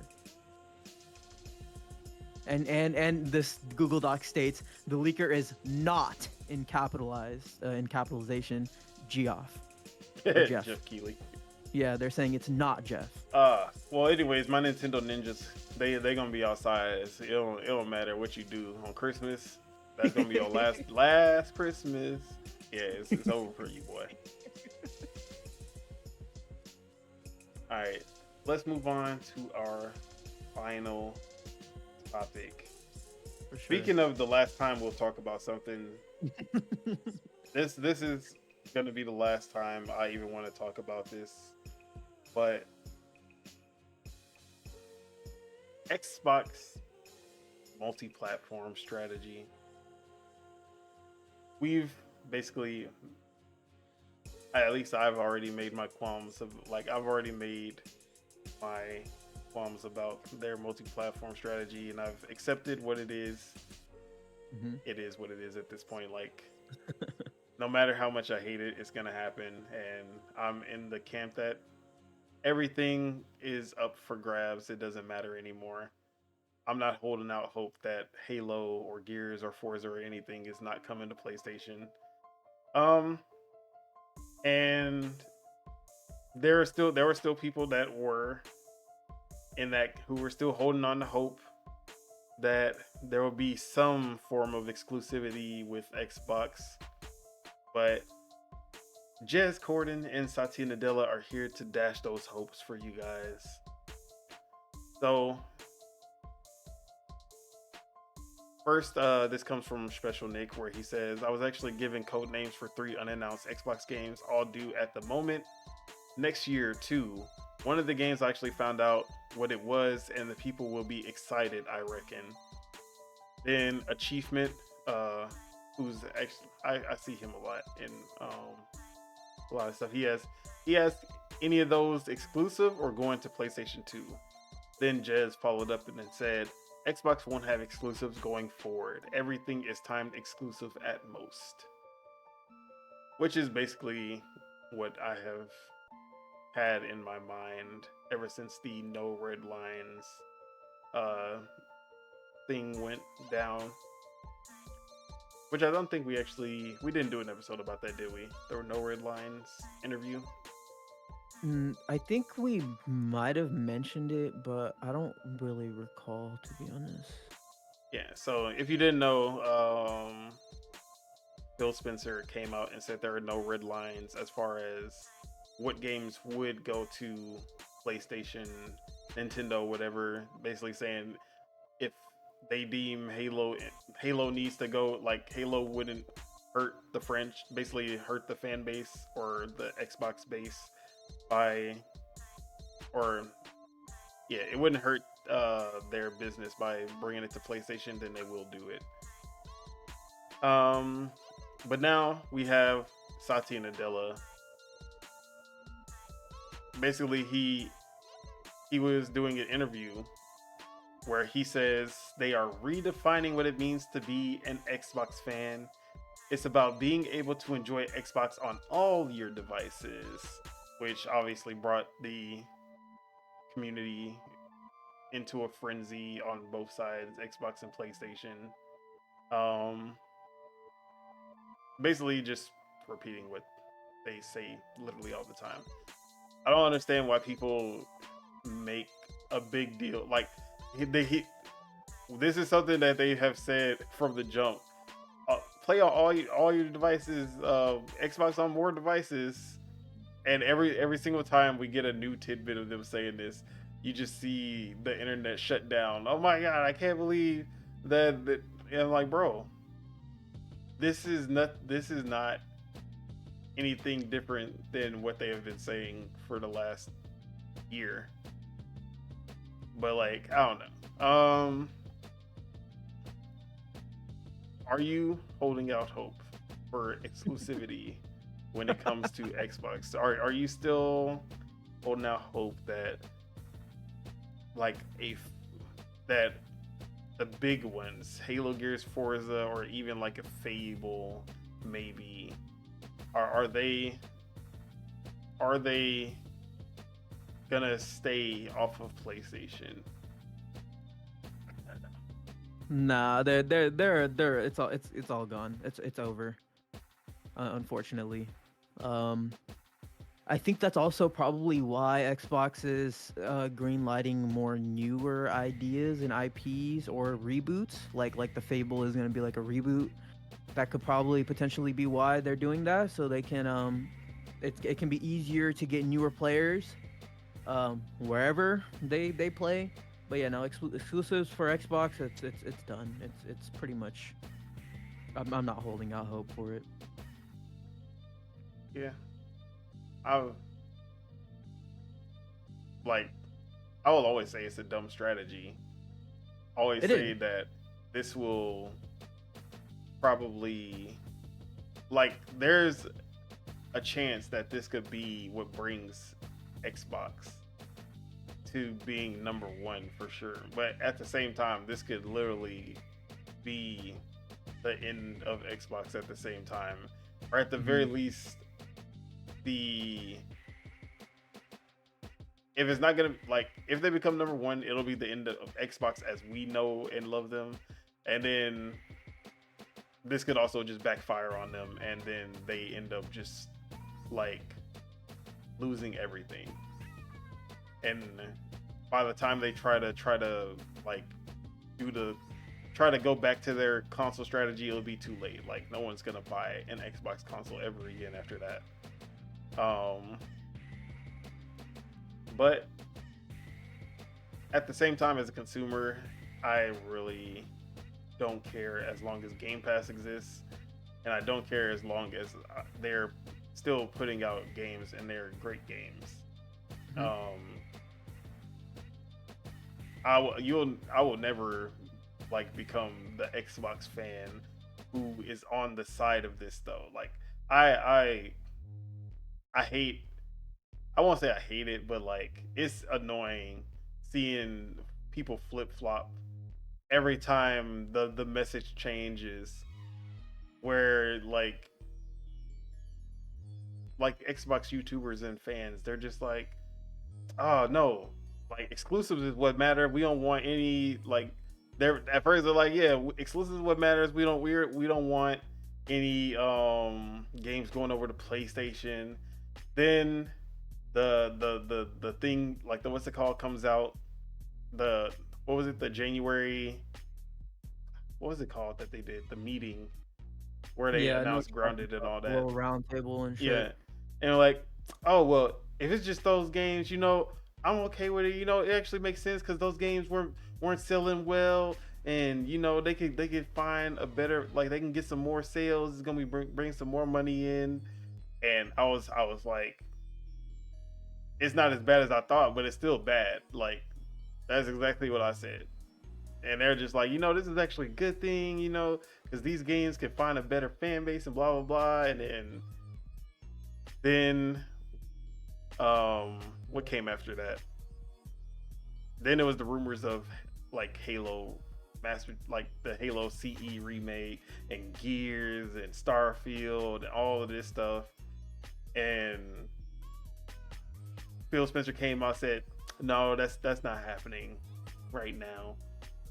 And then I was like, "Look, if he really means like if it's not happening right now, cool." Or no, I was saying like right now, if it's only these 4 games, like this is bad. It's only setting a precedent, but they shouldn't do this. But these 4 games is like the least.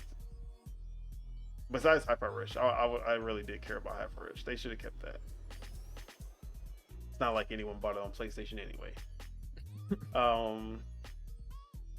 But then Indiana Jones, that like once Indiana Jones happened, that was like the final straw for me. I was like, yeah, there's no way I'm like giving y'all any. I'm only giving y'all smoke for that. And then you just see Xbox fans talking about, oh yeah, no, this is a good thing because now, like, the people who like now that people know it's coming to PlayStation, you know, they'll look kindly, like they'll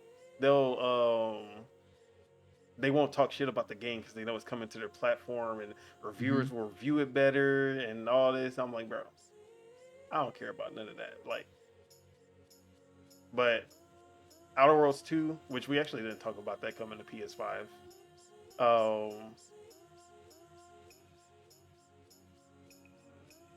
Like, I I don't even want it to be timed. Like I've already said I want them to be exclusive. At the very least, they should be timed exclusive. Like Outer Worlds 2 being a day one PS5. No. Although we don't actually know if it's day one or not, but we just like them announcing that it's PS5. That's a no. I don't know. It is what it is at this point. I've already talked. I like everyone knows how I feel. Exclusives sell consoles, and obviously they don't care about selling consoles anymore. That's basically where I'm at. They're essentially just going to be a third-party publisher with a console that the only draw to the console is Game Pass.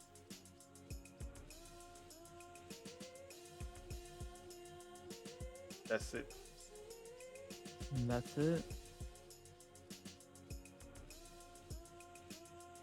But yeah, I don't know. You have any takeaways from any final words for the Xbox exclusive? Xbox exclusive. Any last words you want to say before we put the Xbox exclusive in its grave? Till we take it out like old Yeller. Nah, I mean it's sad. It honestly is super sad because if you think about it, like they finally got their like release cadence sort of figured out. They finally got new exciting games coming out. They got games that are not only varied in terms of gameplay, but varied in terms of setting and locations and the teams behind them. With like South of Midnight and like Doom and all that stuff. So it's like they finally had it. It feels like they're right there. They're about to strike gold, but they just they kind of gave up on it and are choosing to do something else, which we'll see if it benefits them in the future or not. But things still don't change for me. I'm locked in Game Pass. I'm up until September 2026, so I'm gonna be using the fuck out of my Game Pass subscription, and I'm gonna still be using the fuck out of my Xbox and using the fuck out of my PC, and that's it is what it is at this point. Yep. Couldn't say it any better. All right. Anything else before we wrap it up? Nah, we're good. Let's just see if the people keep the same energy about Xbox games going forward, though. Let's see. And with that, that is it.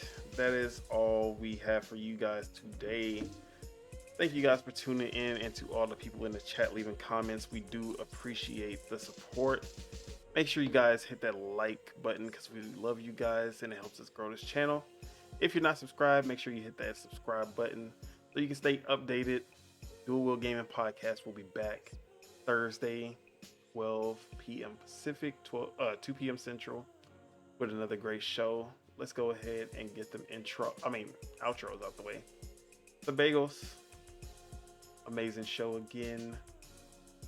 Next, so yeah, most likely it'll be January when we have another show. Okay. And then we'll do our 2024 wrap up, our Game of the Year awards, all of that. But yeah, what you got going on, and where can we find you? For sure. So, what I've been doing lately is I've been playing Metaphor. I'm gonna try to juggle Metaphor and Indiana Jones. Let's see how far I get with both of those. But I'm also playing a little bit of Unicorn Overlord on the Switch when I got time. But that's really what I'm doing, juggling the 2 single player games and maybe a Switch game here and there. Definitely want to try to beat Metaphor. I probably won't before the end of the year, but I'm assuming that Metaphor is gonna probably take me all the way up until Avowed. But we'll see.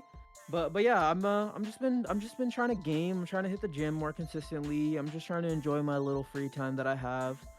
But where y'all can find me is y'all can find me on Twitter, on the streets of twitter.com. I'm Subeg Dollywall over there. You guys can find me on Instagram, same thing, Subeg Dollywall over there. Twitch, I've been actually streaming a lot of multiplayer stuff. Marvel Rivals and Fortnite have been kind of my go-to streaming games lately, but I have been throwing in a little bit of single player stuff here and there. Like I played a little bit of the COD campaign on stream, and then I played Indiana Jones on stream a little bit, and then I even played Metaphor a little bit on stream. So y'all can check me out on Twitch at twitch.tv/Subagels. Same thing as my YouTube. It's youtube.com/Subagels. And yeah, that's and Lognet, of course. We're gonna have, I think we're dropping our Game of the Year stuff. We're gonna drop like a new, like we're gonna do like best sports one day, and then we're gonna do best blah blah blah one day. So it's gonna be kind of like staggered like that. So check out our Game of the Year stuff at Lognet. It should be rolling out soon. But yeah. No doubt. As for myself, Don Otaku, you can find me on Twitter, Pasta Feet F3ET. You can also maybe one day finally find me on twitch.tv/Don Solo. It's SOLOW. But of course, you can find me right here on YouTube, Don Otaku, where not only do we do the Dual-Wield Gaming Podcast every Thursday, but also the live show, Project Untitled Gaming Podcast, every Saturday. But yeah, make sure you guys pull up, leave some comments. We like to talk shit with make fun of Chuck. If you don't know Chuck, you'll know Chuck. I don't know if you saw last show, but there was someone who actually was defending Chuck in the comment section. His name was Rolo. Shout out to him, but that shit was hilarious. I was like, man, we can't be. I was like, I was about to block him. I ain't gonna lie. I can't be having people defending Chuck. No, I'm just playing. But yeah, it was a cool show. Make sure y'all guys check that out. It was our TGA roundup as well.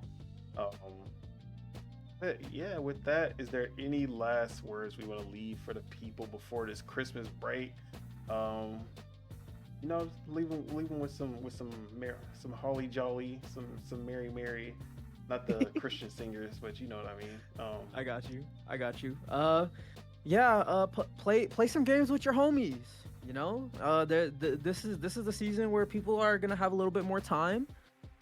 Maybe they might have a little bit more time to game with the crew, with the squad. So, kick back, play some COD, play some Fortnite, play some games with the homies. It's a great time for that. But yeah, I think we should all play some more games together, is what I think.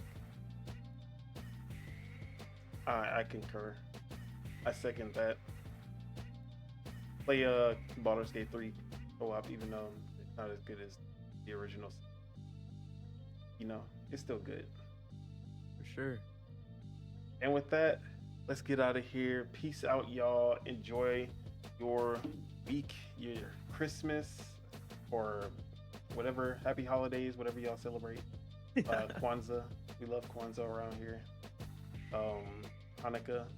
Has that happened already? I don't know. Quinceañera. That's a holiday, right? I don't know. Anyways, peace out, y'all. Enjoy your holidays. Enjoy your breaks if you're on break. Peace. Peace out.